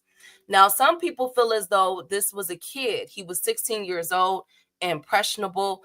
Again, who was that witch? Nobody has came forward to identify who that female witch was that taught him how to get into the occult, like really work on these spells and everything, and the blood magic that he was doing.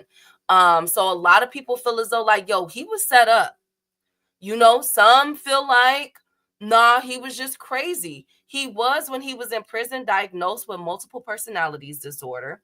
So some people feel as though he had a mental health problem.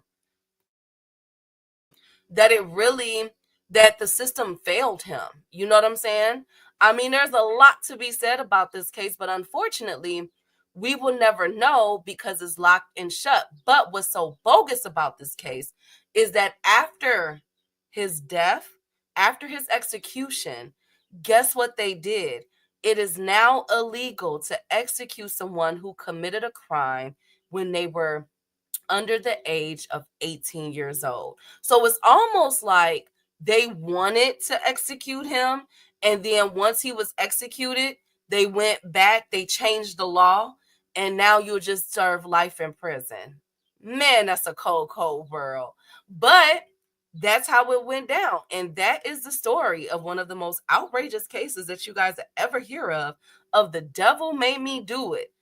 Somebody who was actually involved in the cult, somebody who was actually doing the rituals, who met a witch who taught him how to um do seances and talk to the devil. That is the story of Sean Sellers, aka Satan's son. Did y'all like that one? I hope y'all like that one. I hope y'all like that one. That one was kind of crazy. With this one, you gotta pray.